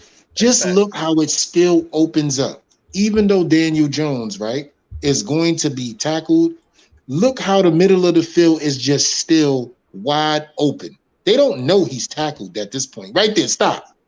See? Go back a little bit. A little bit. Okay. Look at the middle of the field. Mm-hmm. You can drive, like I said, you can drive a bus. Oh, my goodness. As you can see, Daniel Jones looks in the middle of the field right here. And does not see anything. I'm telling you right now, Richie James turns around and runs to the L. I think Richie James ran the wrong route. I think so too. I would love to be able to verify that. This view right here, because Daniel Jones is looking in the middle of the field. There's no receiver there. But my question is, why is whoever else is over there at the 40? What's that? The 44? Yeah, that's Slayton. What the fuck is he doing? He ran a whip route. He's the one that got the ball. Say that again. What was the question? What is he? What? What the fuck is he doing? That's the whip. That's the whip route. This shit is whack right there. You Darius Slayton, you run up the field, B. I'm not Somebody ran the wrong route. I'm not putting him in the whip route concept if he has one-on-one with the DB playing off 7 yards. Look at then you got Barkley with the check down right there. So they could have even put Barkley on another route because you kind of got a check down there with Slayton. So you should have put a Barkley on another route. Yo, if Barkley cuts inside and runs a slant right there. That's 2 times he could have did it. My man Will said, hey, how good does this feel though, fellas? This time last year, we were doing mock drafts. We're in the fucking playoffs. Let's go, G-Man. Yeah, for sure. For sure. No doubt. 10-6-1. This is some bullshit. I'm so mad about that Feliciano flex, bro. Yo, you're 11-6, right? Think about how funny God is, right? I said 11-6. Pat said 10-7. How the fuck this shit end up 10-6-1? Neither one of us can be right. Right. Wow. Yeah, that is funny as shit. But let's just say, let's go back to the beginning because this is the second play I believe we missed a touchdown just off the scheme alone. Somebody ran the wrong route, but let's just say we put Barkley on an inside route, one of those option route. What do they call that route? The Texas route? Texas, yeah. With the Texas route with Saquon Barkley? That slant inside. Oh my God. I hate everything from Texas. I'm still mad at Darius Slayton for that dumb shit. Nah, that's a whip route. I just don't like it. Dash, I don't like it when you are Well, it's that not his fast. fault. I You That's gonna don't say Cap. like that's it. Kafka. That's Cap. Yeah, Yeah, yeah, if I'm gonna don't bet start the me. money on Don't somebody start running the me. wrong route, I'm gonna say it's Richie James if somebody's running the wrong route. You from Yeah, Harlem, ain't you? yeah. I knew it. It's something about yo. I swear to God, yo, you can tell Harlem nigga as soon as he get a little salty, you can tell. You can hear it in the accent. You like, oh, he from Harlem. I don't fucking like it. Oh, Harlem. Don't like that shit right there, B. That right there is yo. Come on, man. You Yo, I could know my you boroughs. turn him around, pause, and let him run up the block. That right there is not it. Yes, yeah. Especially because hold on. Who got hands on who up there right there? Who is that? I think that's Bellinger. Yeah. He's done. Where? Yeah, he's done. He's done At off the the top. line of scrimmage. Yeah, it's over. That ain't Bellinger. Nah, That can't be was Bellinger. Neil. Ooh, Talking about on the right no. side of the line? What we talking No, about? he's talking about the right right here. side This up there, receiver up right top. here. Put the cursor up. Yeah. I can't see, Pat. At the top of the screen. The top of of the the screen. receiver at the top Oh, that's of the Hodgins screen. up there. That's Hodgins. That can't He's be done. Hodgins up Hodgins. there. This is Hodgins. Yeah, that's He's Hodgins done. right there. And the reason why is But because he's he talking doesn't about the have top enough speed. receiver. Yeah. See, look. That top receiver is done. That might have been can't get right. It ain't No way. Bellinger. Ain't It no don't way. look like Bellinger. That's Hodgins up there, man. Then who was this? That's what I'm saying. That's Hodgins. Who you guys I'm pointing talking at? about the guy here. I can't see the cursor. All That's the my way at fault. the top. All the way at the top. You must I be don't- on your phone. You must I be am on your my phone. I can't even see Yeah, it. so you can't see the whole thing. Let me minimize. But Oh, okay. Yeah, I see it now. My bad. yeah, Cuz right here is just chopped, man. This shit. Yeah, he ain't going nowhere. See that stupid shit though? I know it's a whip route. I get it. But you see that shit by Darius Slayton? It's just it's just weak, bro. Like, come on. Let him respect you in some area. Yeah. Something. He made bro. it easy Give for him him. something. But great play by Daniel Jones. On to the next one. Let's do it.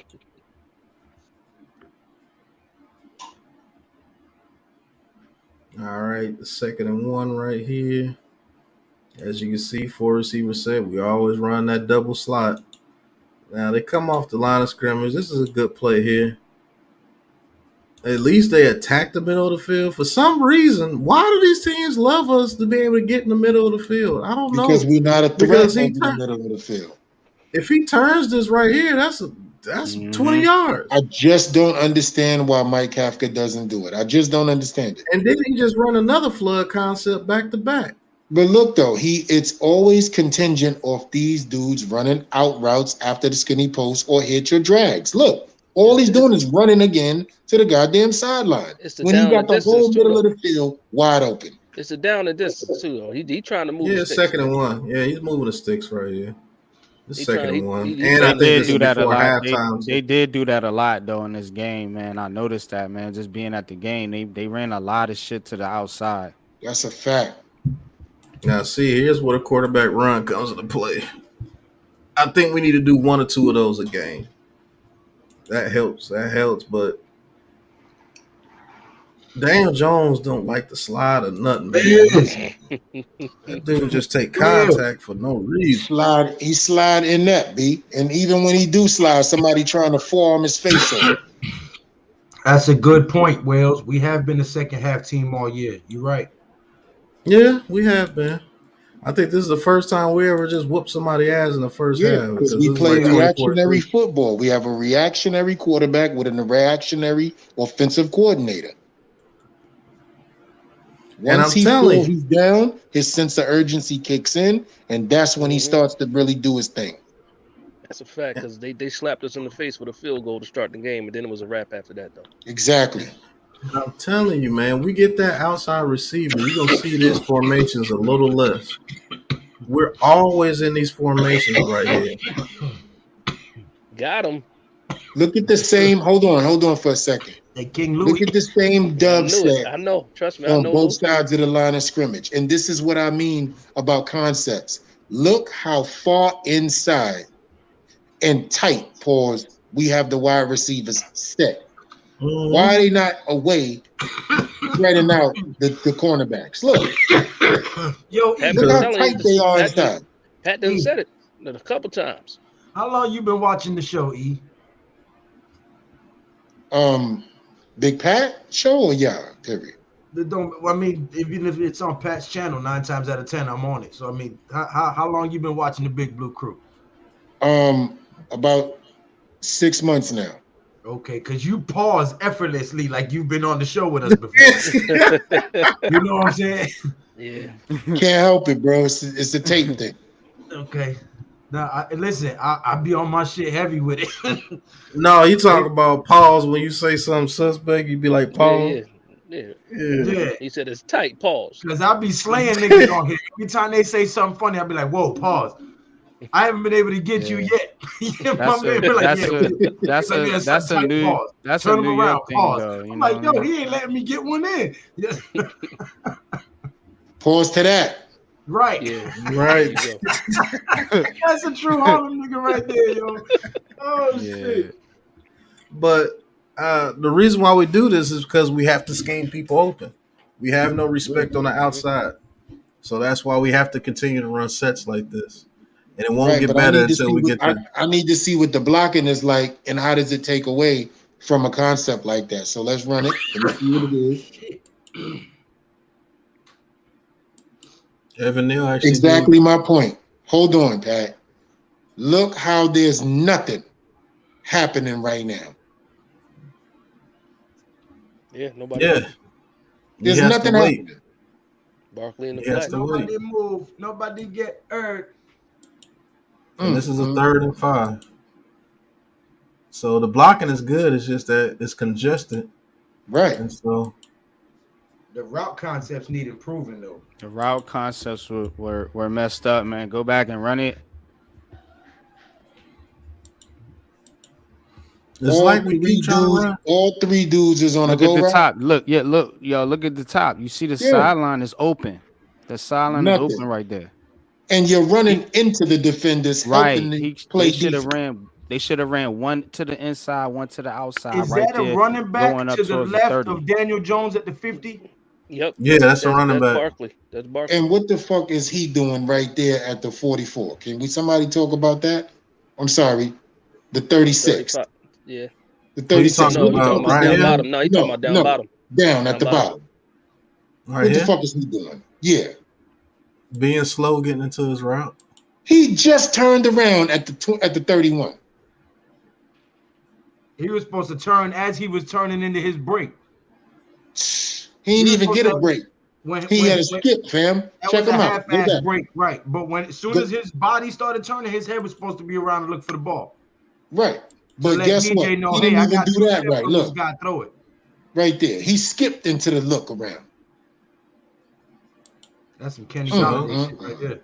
Dan Jones gets out the pocket. We ain't got to worry about this. He runs it himself. Now, if you notice, that's what I was saying earlier. Those plays where there's one side of the field completely left open. What's going on, Jairus? He's leaving them like that. So if the play breaks down, Daniel Jones has an escape lane. I've noticed that he's been doing that for the past 3 or 4 weeks. If you run that play back, every time that there's a blank spot, whether it's on the left side or the right side, they leave that blank so that he has a running lane. If they throw a receiver over there, that brings a defender over there. So they're making sure that they clear out a part of the lane to give Jones an escape lane. Every time you see that there's a clear open pocket on either side, either the left or the right, those are the plays that are designed for him to run if it breaks down.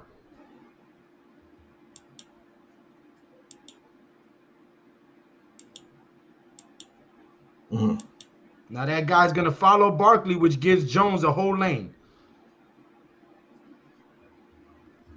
That's the only reason that worked. But they've been doing it a lot. Coach says there needs to be expanded routes included into the schemes when the formation is in close attack horizontally as well as vertically. Challenge the entire field. Yeah, we haven't been challenging the entire field. Make them defend the whole field. Yep. But see, when you do that, then you don't leave that escape lane for DJ. Mm-hmm. And I've noticed that's what they've been doing a lot. That's why he's been able to get them runs when the play breaks down. Because these receivers are, again, these are practice squad receivers. These are not guys who have enough football awareness on the field to come back when they see a play breakdown and your quarterback scrambling. A good receiver knows, okay, the play broke down. Let me find a way to come back to him so he can catch me, so he can see me open and throw me the ball before he gets sacked or throws the ball away. The But name these of this guys, place should be called Friendship.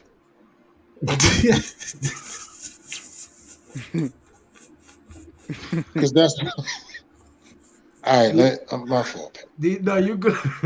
These guys ain't, our receiver group is not an elite group of receivers. So we're making fucking lemonade out of lemons is really what we've been doing all year with this receiver group and our linemen. So, I mean, the fact that we in the playoffs, man, after being 4-13, I'm fucking pumped. I'm ready to go clothesline the shit out of somebody and get a penalty. Right. All right, let's check out this play here. As you can see, pretty much same concept. Right, Friendship. Yep. The buddy system. Right. That's the name of this. The buddy system. Hell, that's fucked up. Right. Right. My buddy. All right. My buddy. As you can see, Evan Neal actually did a very good job right here. He stayed in front of his guy, didn't let him get to him. So this is why this play works. Now, we've been asking for the middle of the field to be attacked. And guess what happened? They attacked the middle of the field. What did I say we was going to get? 20 yards. That's exactly what we got. I don't know why he didn't do this earlier. But let's go to the route by Hodgins right here. This is a linebacker. Dips him out. Comes back to the inside. Almost made him fall. Yeah, that's what we know Hodgins. Right. We know Hodgins can do this for sure. We know Hodgins can beat people to the inside. Pause. He can do that all day long. Still running the same little twist route right here.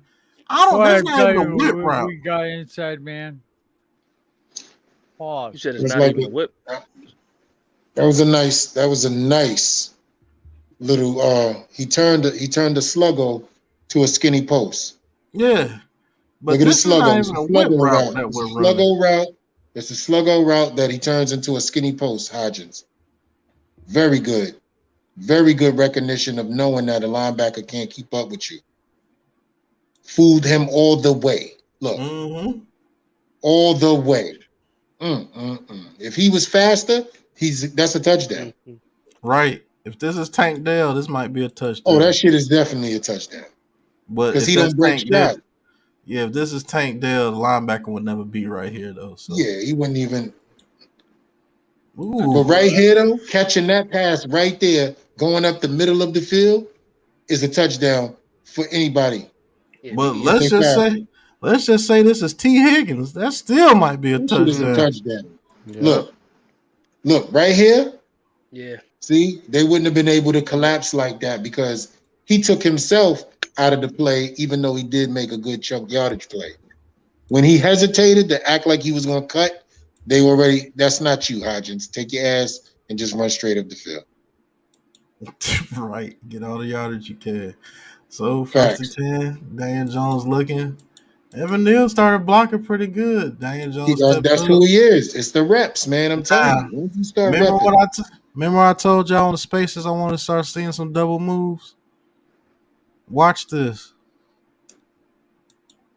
This play, because they were trying to get a quick yardage, call a timeout and try to throw it into the end zone. He never looked at Richie James, but watch this. You see his dumb ass? Wide open. Got him.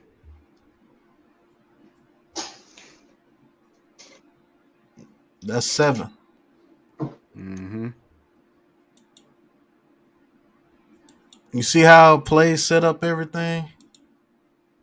Now, me personally, I don't know And if he they sold told him.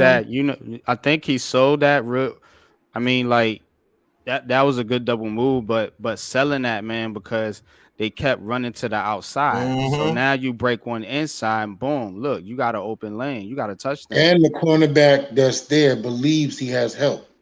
Yep. He believes he has help. You see, he let him go free. Yeah, he because thinks he's has bouncing help. into the outside. Yeah. Yep. That's how they set him up. They missed that one.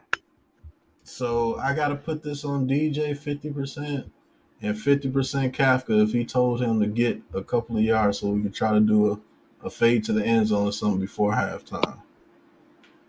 But if he didn't tell DJ, the thing about it is too, Pat, he probably ain't realized that DJ was going to have that much time, because in order for you to have a double move and develop a route like that, you have to have time. He didn't think he was probably going to have that time.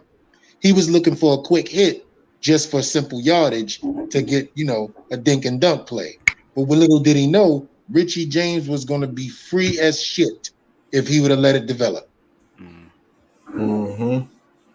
So that's where the trust comes in.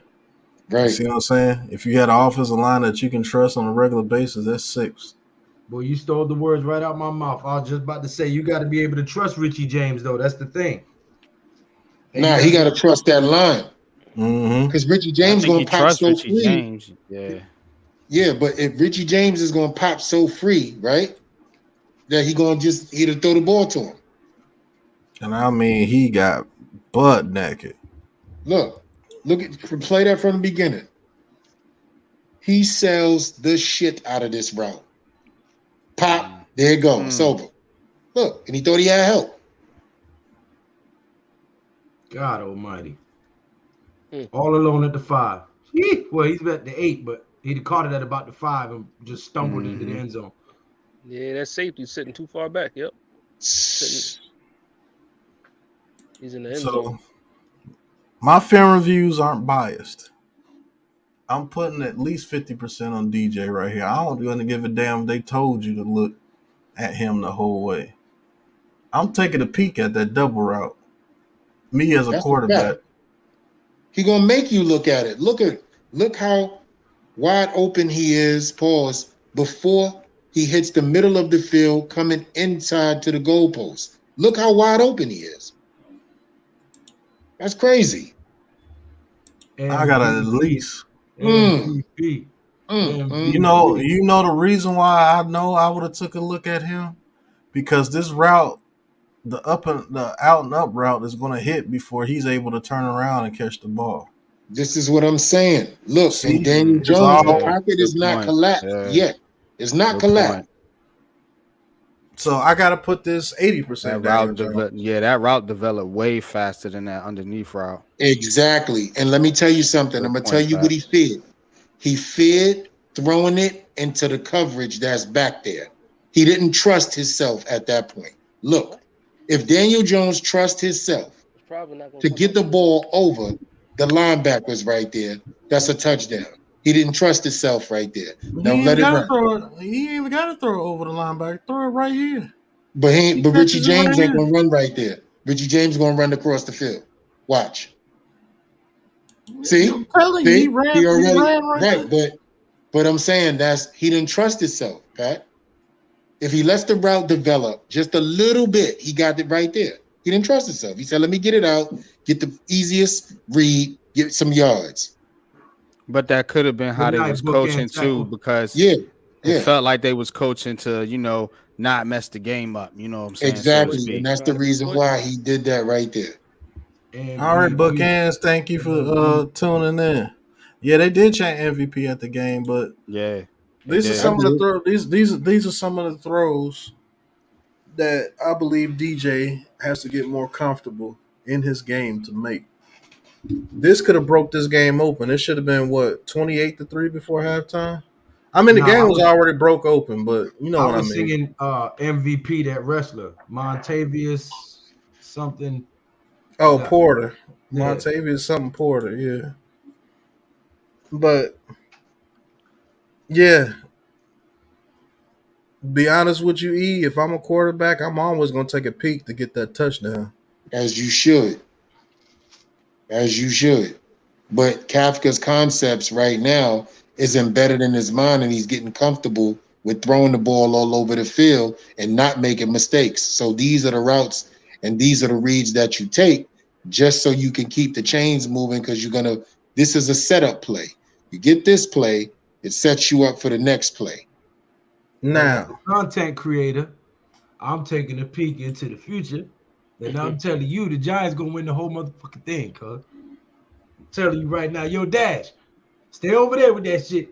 We're gonna win it all, bro. You didn't hear me earlier today. You wasn't in the spaces. Nah, I wasn't. I made I was that coaching prediction too. basketball. Huh? I said it too this morning. That's what I'm talking about, Dash. Let's go. but this is a Y'all quick think y'all just gonna conversation. leave me by my motherfucking self over here? Three's company. I'm involved. What's going on? Yeah. We winning everything.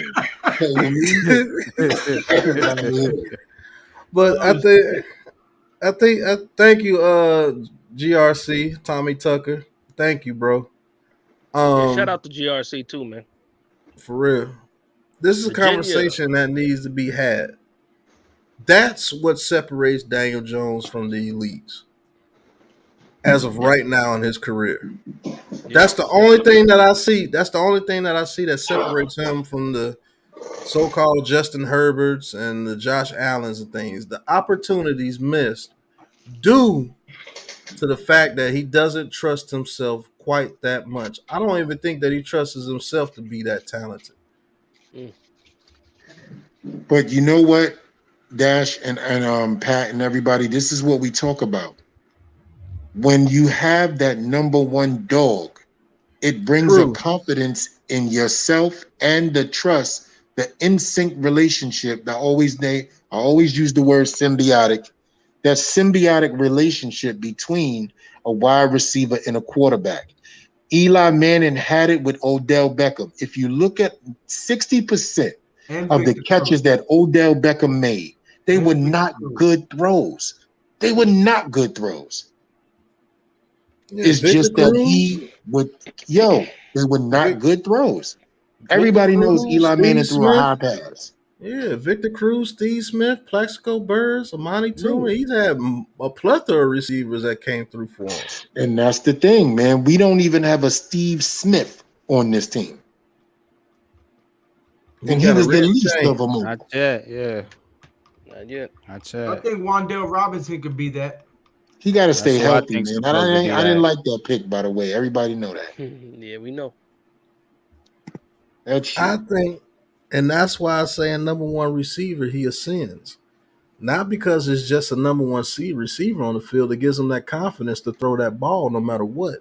Facts. Because you have the confidence that your guy is going to either catch it or nobody's catching it. No one else is. Yep.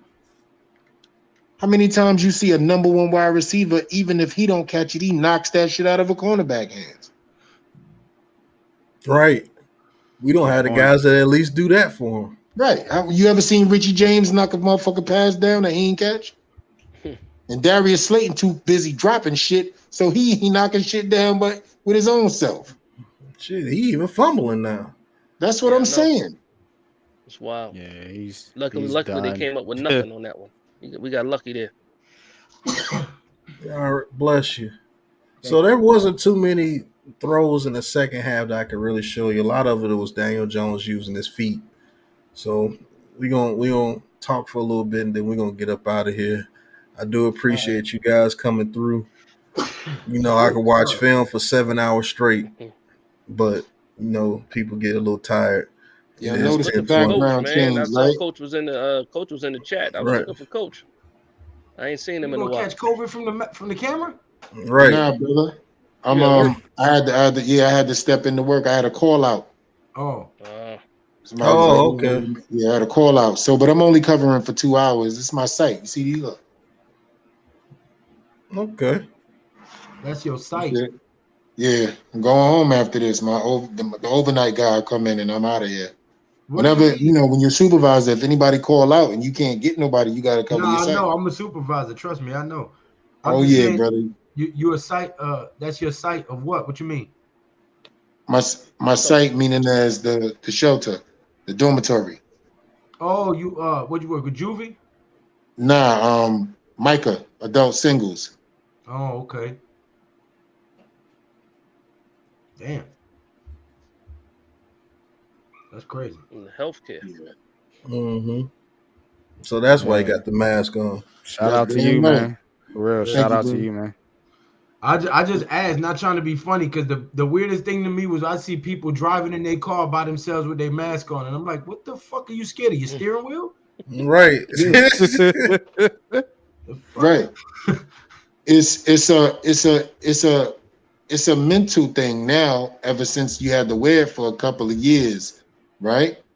So people are still conformed to that thought process. Yeah, Me, I didn't wear it. if I wasn't to say nothing, you hear these dudes coughing, hacking, and all that in there. So let me let y'all look what it's look No, like, I right? believe you. I believe you. Yeah. Yes.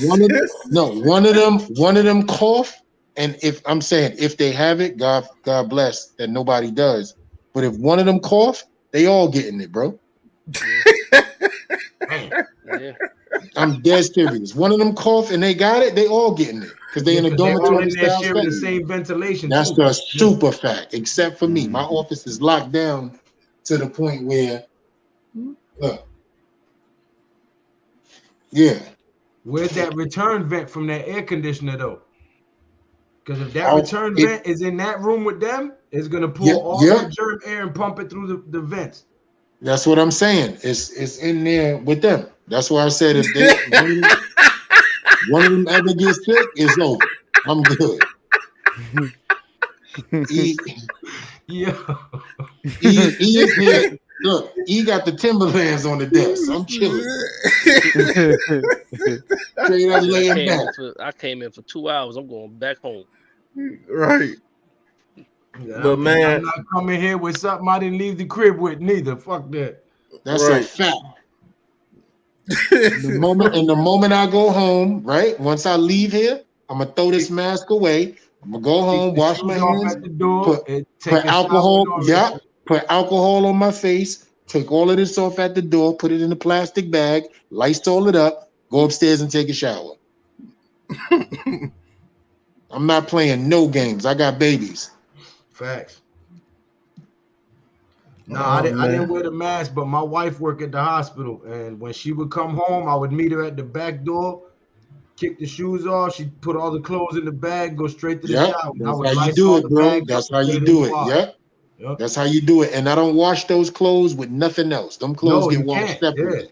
that's just like Yep. menstrual clothes. My wife is on That's a her, fact, Brody. you know what I'm saying? Your shit don't get washed with my shit. That's biblical. No. Yep. You are unclean during those 7 days. Fuck that. Right. God said you unclean. I don't give a fuck what society say. You unclean. And that's it. Not even supposed to be laying in the bed next to you, Right. truthfully. Facts. Biblically, yeah. Get on the couch. Yeah. Go to the spare room. Fuck that. Now I Actually, can't even come pray because you done laid next to me with the bloody crotch. No. nah, right. That is biblical though. They're not It supposed to is. be. You're not supposed to lay with a woman when she on her period. Nope.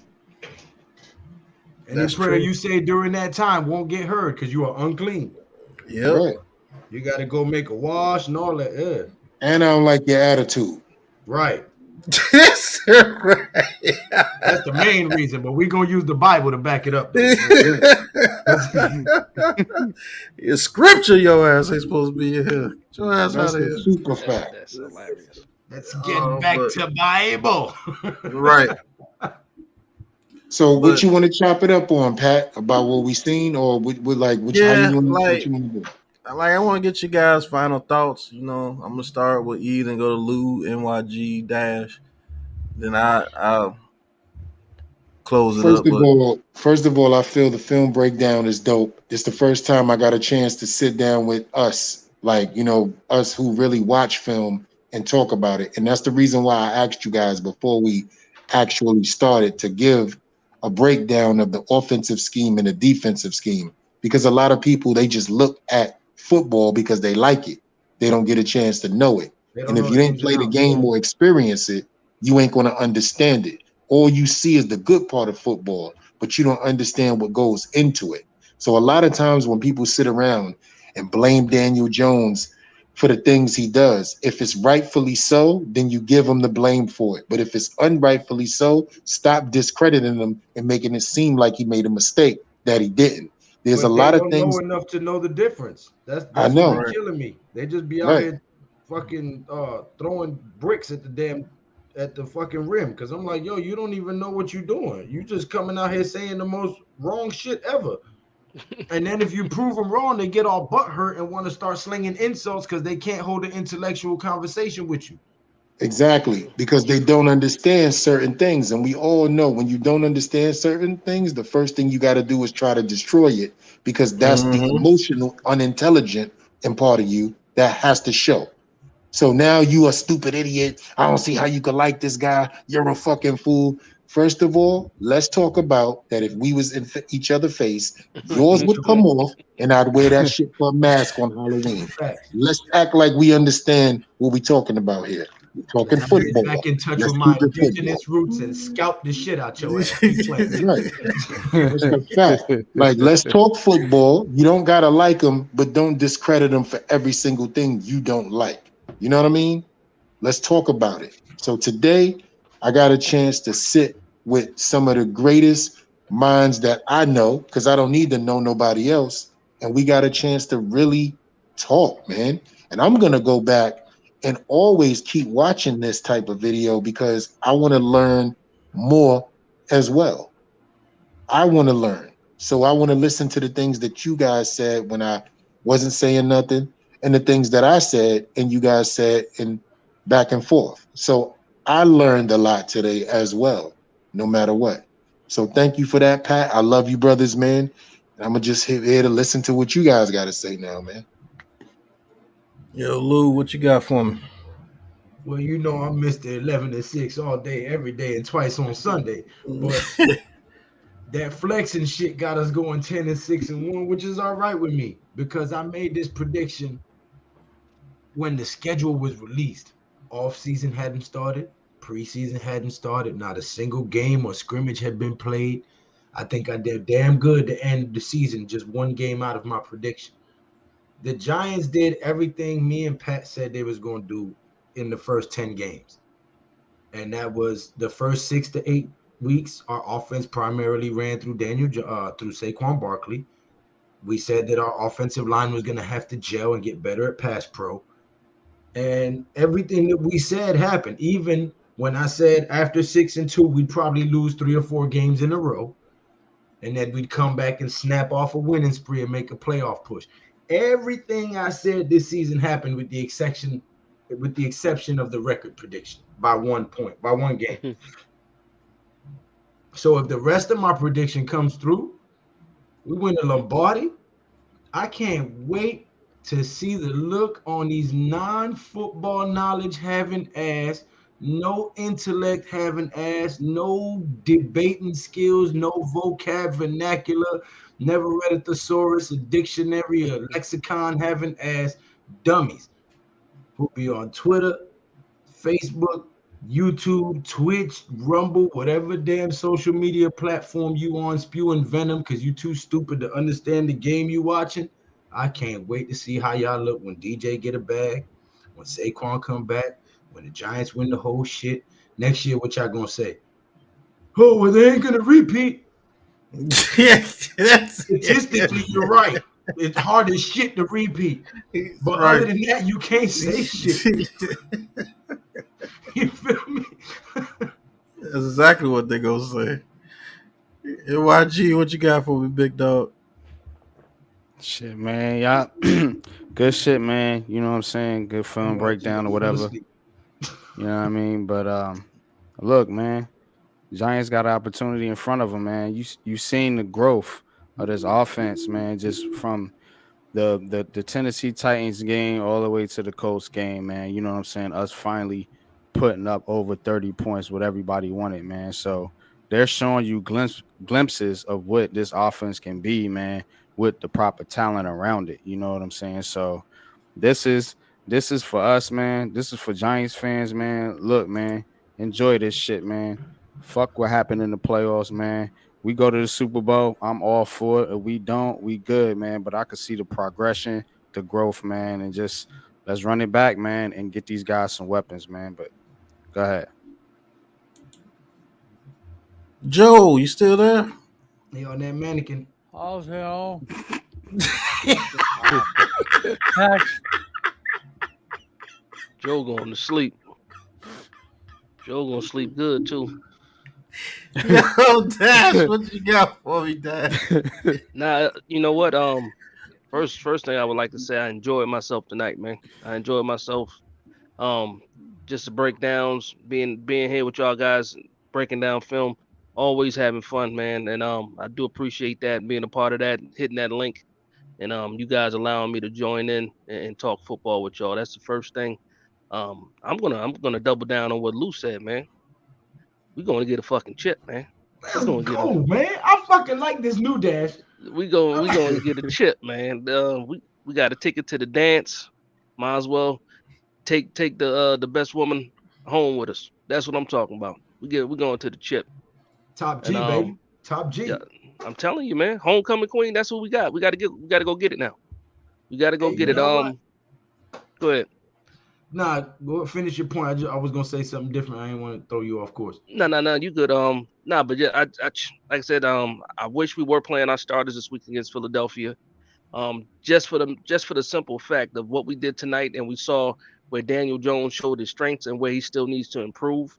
And I just wanted to see him go against a top defense with everything on the line to see if he can keep that momentum going. And I think if he was able to do that, I still think he'll be able to do it. But if he was able to do that against Philly, that momentum going into the playoffs, you know, sky's the limit. It's already sky's the limit.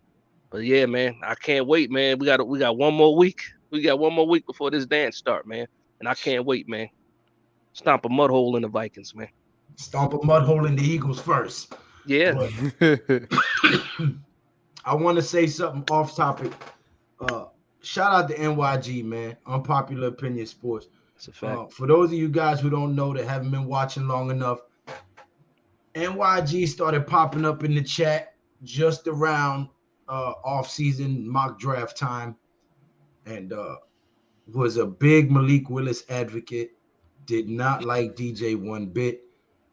We had debates almost every day, nightly on our streams, until we invited him on. Well, actually, Pat invited him to do a show with him where they just broke down film on DJ and had discussions on DJ. Then from there, he came on the next time. We did film study like we did today. And through film and intelligent conversation and guys who know the game, he has turned around, is a DJ supporter, is part of the Big Blue crew. And I mean, listen, not trying to talk shit or down the man or nothing. When I make a mistake, I'm man enough to be like, yo, I was fucking wrong. You know what I'm saying? So when I see other people who like, yo, ain't too proud, ain't too fucking full of pride and egotistical to say, you know what, you guys was right, I learned something. You know what I'm saying? I salute that shit because that's real manhood shit. You know what I'm saying? A lot of people in the world today, balls ain't big enough to say I was wrong. You know what I'm saying? So I fuck with you, NYG, and I just want to let you be known, bro, because there's a lot of people still in the comments and on Twitter and everything else saying dumb shit just because they can't admit that they was wrong. So they will sit there and go to war with you tooth and nail and fight a moot point that has no legs to stand on rather than say, you right, I was wrong. Yeah, you know me, man. I've been wrong a couple times. That's a fact, though. Everything he said, though. Everything, I back that up, too. But like I said, I've been wrong a bunch of times. And y'all know it. I done said it here. Like, yo, I was wrong. I wasn't going to say that. I was wrong.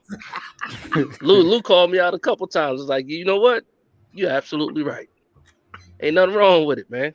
Because Lord knows I was on the Malik Willis train, too. You know what? I still root for the dude, too, man, because I like the story. Me, too. I do. I like the story. I think he's going to be the guy for the time. Lou was right, though. I never disliked the kid. I just didn't want him here.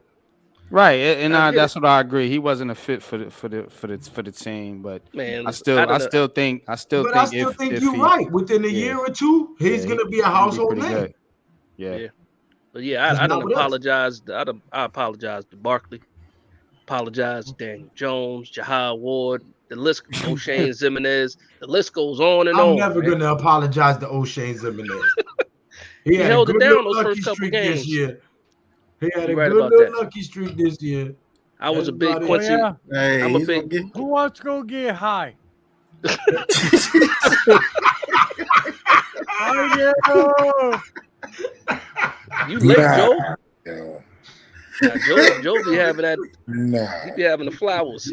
Yeah, Joe be having the flowers over there. Crazy, bro. Joe fuck with the shrooms? He fucking with that mannequin. Yeah. Yo. I don't know where that came from. But You know. I mean, just the overall review of everything, guys, man. Like I said, we still see where Daniel Jones needs to improve his game. I think he will do that once he gets more weapons around him. He's only going to have so much confidence with the receivers that he has around him because And they're let's not not upper forget, echelon. man, he's only 16 weeks, 17 weeks into this system. Right. And I think he has a very good command of this offense. Now, will he miss a play here and there? Yeah, but every quarterback does that. It's just it's just hyped up because it's Daniel Jones and everybody wants him to fail. Especially the media. The media really wants him to fail because they will look like fools for the way they've talked about him.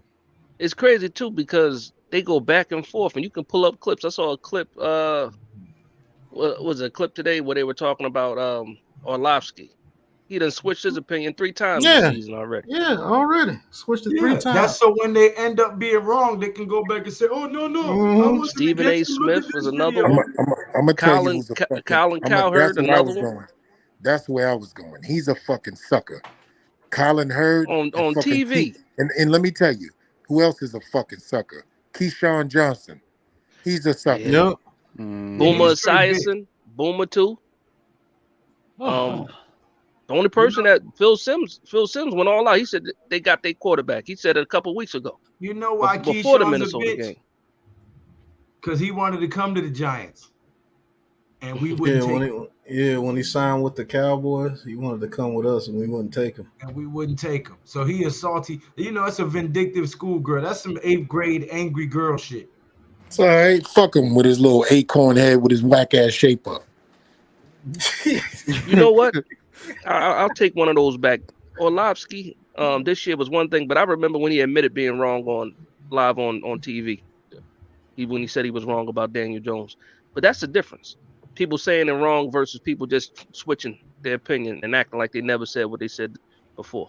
But you know what's crazy, Jers, Dez? All of a sudden, Jers? when you're wrong, now you want to negotiate his contract for him. First of all, Jers. you don't got the right to be talking about no man bread because you wasn't even supporting him Right, to get the bread. You feel me? It's a bunch of people, oh yeah, it was crazy if we give him a 2-year or a 3-year. Shut the fuck up. You don't got the right to discuss it. The Right, new so argument. He always was going to be here this year.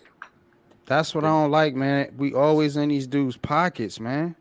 You know what I'm saying? Right. That's why I respect about Pat, man. Pat talking about football, film. I see that right. But we always in these cats' pockets, man. I'll be talking about dudes' money. Yeah, fam. It's the craziest thing, and I got to bounce Dad. when they start doing that. I'm always going to talk about the money. Yeah. So you know, we gonna. I think we give him a 3-year deal for like $75 million. Hold on. Nah. You know what I hate? What I'm hating now is people now for me. It's the people that's all the way one side, all the way the other. So before they was like, you're not giving them any money, we're not going to sign them. Now it's like, oh well, if you're going to keep them, you better give them, $40 million, and he better win a Super Bowl in 2 years, and then he better be in the division. DJ about to get $100 million for like 3 years, bro. Yeah, that sound about right. So too. Yeah. That sound He about about right. to get like 33.5 a year. How much guaranteed though? 60 guaranteed. 50. Shit, listen, 60 mil guaranteed. I'm happy, nigga. Yeah. You know what? Because that sounds right. The money sounds right. $20 million a year guaranteed. That sounds right to me. Hut. That takes man. Listen, give me that. That mean the team getting built up too. For sure. I'm about to show you some straight up Bronx QBing out this bitch. Go to the car. Right. Now people gonna be shocked when they get that deal, and that cap hit only gonna be like $6 million. Yeah, because they done threw a bonus in there the first year. These cap experts. Oh, if you sign DJ for $30 million, you sign Saquon Barkley for $12 million. That's $42 million. I say you jackass dudes ain't never study how these dudes get all these contracts on here. The Saints been making the Right. cap work for This the years. shit that kill me, Pat. For years, I don't know if man. they're gonna make it work now though. Half these dudes that be on here and on Twitter and everything else counting his pocket and estimating what he gonna get couldn't fucking pass 11th grade math. Right. But you on YouTube talking about how much this man gonna fucking make. You don't even got a good enough diploma, a GED. Yo, the sad shit, Lou, is you over here counting, and I'm listening to your damn ass for free. That's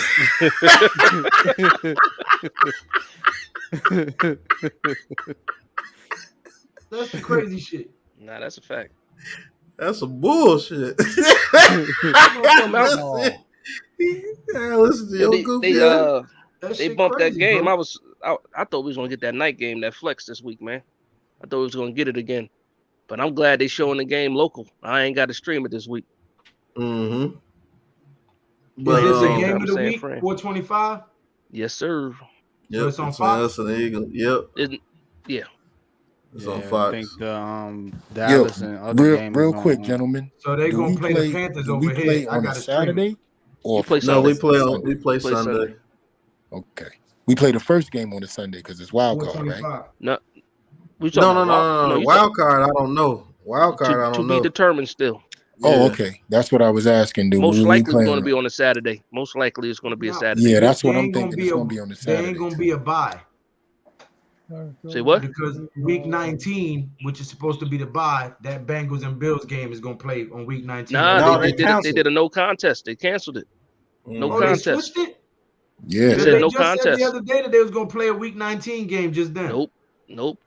It's over. They did a no contest. And Bengals fans is acting like little bitches because they feel like they needed that game to possibly try to get like some seeding or whatever. They acting like bitches. Well, they got because it's a no contest. They already won that. They locked up the AFC North, so they good on that. But they did a whole bunch of changes where if the Bengals and the Bills end up in the AFC Championship, it got to be like a neutral site. It's crazy. Yeah, they're going to play in a neutral site. Wow. Yeah, it's wild. It's wild. So no home field advantage for neither one of them if they play each other. Yeah, right. Which is and that's what the Bengals is beefing over. Yeah. Well, we might. You said CBS, Jones? The people that should be beefing is the fans because they're the ones that got to buy tickets to go somewhere fucking else. That's a fact. Yep. They put that shit in New York, it's going to be crazy. Oh, my God. They should, actually. Yo, if they play that shit at MetLife, you know everybody from New York throwing shit at the Bengals. Mm-hmm. Buffalo's still New York, nigga. We gonna rock with Buffalo before we rock with Cincinnati. You know what I'm saying? If there's any team I think deserves one that's not us, it's Buffalo, man. Them motherfuckers been through some shit. How you lose 4 straight Super Bowls? Buffalo is responsible for the Giants' turnaround, man, with Joe Shane. Yeah, right. Brian Davis, man. Them dudes are never gonna win one until they change their name. You think so? Boy, I love losing Super Bowls. Bill. That's older than the crust of my underwear. What the hell? Yo. Well, Jesus Christ. Because I love losing Super Bowl. Joe. We said, boy, I love losing Super Bowls. I've never heard that before. Lou, you made that up? That's fucked up. Nah, man. I heard that shit years ago from an old man, and I stole it. That's hilarious. That shit is hilarious, bro, because they kept getting their ass whooped. Everybody just jumping when they played Super Bowls they lost, man. How you lose 4 straight? People just partying on the field back. The only team to be able to go 4 times back to back, and you lost all 4 of them. With the same roster. Right. No, here's the shit though. The mob was strong in Buffalo at that time. Y'all ain't never noticed every time Jim Kelly got hurt? Y'all ever noticed that? Only thing I know. They was betting on the game. He owed a lot of money. He had a gambling problem back in the day. Man. And if he didn't throw them games, man, he was gonna have way more problems than he has now. Just saying. Hey, fellas, my battery about to die on my phone. I'm jumping off. Huh? Y'all have a good night, man. Appreciate it, man. Like I said, I always enjoy hanging out with you guys, man. All right, Dash. Hey, we doing Letters to the face tomorrow. Salute. Yeah, Tank Davis. Tomorrow, Man. Tank Davis. Javante Tank Davis and Hector Luis Garcia and Jerron Boots Ennis is fighting as well. I'll be there, man. All I remember of them Bills years is NFC East partying on the motherfuckers after we won the Super Bowl. They niggas lost 4 games in a row. Man, who was hitting the short bus shorty when they beat them in the Super Bowl that year? It was they want to feel like this. What they ass again.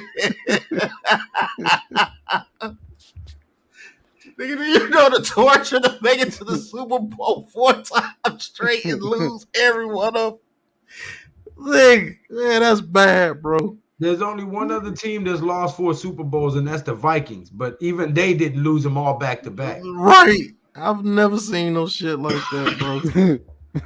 That shit crazy. But, man, I'd like to thank y'all, man. Love all y'all for being on the stream. Let's party like hey, they party when they beat the Bills in them Super Bowls. Join G Nation Lose channel, G Nation Inside Sports tomorrow. I think it's gonna start around 8? No, the fight starts at 9. The fighting starts at 9. So I said 8. That's 8 my time, 9 your time. Yeah. So it's gonna be around 9 o'clock Eastern time. You guys tune in. It's gonna be one hell of a leather to the face. I can't wait. I know the laughs are coming. E, you know you're more than welcome to come if you want to. And let's talk some boxing. We gonna sneak some. Subscribe to my channel, man. Harlem is something else, bro. Already, you know what's crazy, right, Lou? Harlem and the Bronx, bro. I grew up in Harlem. Yeah, most of us are. I got family all in Harlem. I got family all in the Lower East Side. You know Harlem in the Bronx. But where you at in the Bronx, Lou? Shit, I'm originally from Soundview. And then I got family on East Tremont, and then I got family on the Lower East Side. I got family in Lafayette Gardens in Brooklyn, LG. I got family in fucking Bridgeport, Connecticut. Family in Texas. I got family everywhere. I got you. In Harlem, I was from 112 between St. Nick's and Lenox on Sugar Hill. Oh, St. And Nick. in the Bronx, in the you Bronx. around all the Dominicans. Yes, sir. And in the Bronx, I was right there on 161 between Trinity and Forest. Good night, Coach. Oh, Trinity and Forest, that's Fat Joe Block. Coach. Good night, Coach. Yeah. He lived in 980. I lived in 1000. Yeah. Hey, Joe, you want to call one of the games tomorrow? You know there's some games on Saturday, too. I'll let you know tomorrow. Lord have mercy. I don't know what the fuck I'm doing. I'm all fucked up. Yeah. I gotta ask a question. Is Joe human?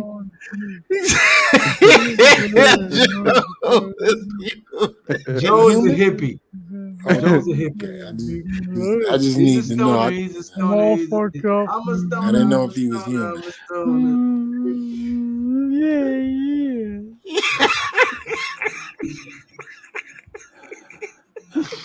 Yo, I'm done. That's it. You gotta end the stream, bro. Yo, and we're gonna end the stream on that. Okay. Bye. That's crazy.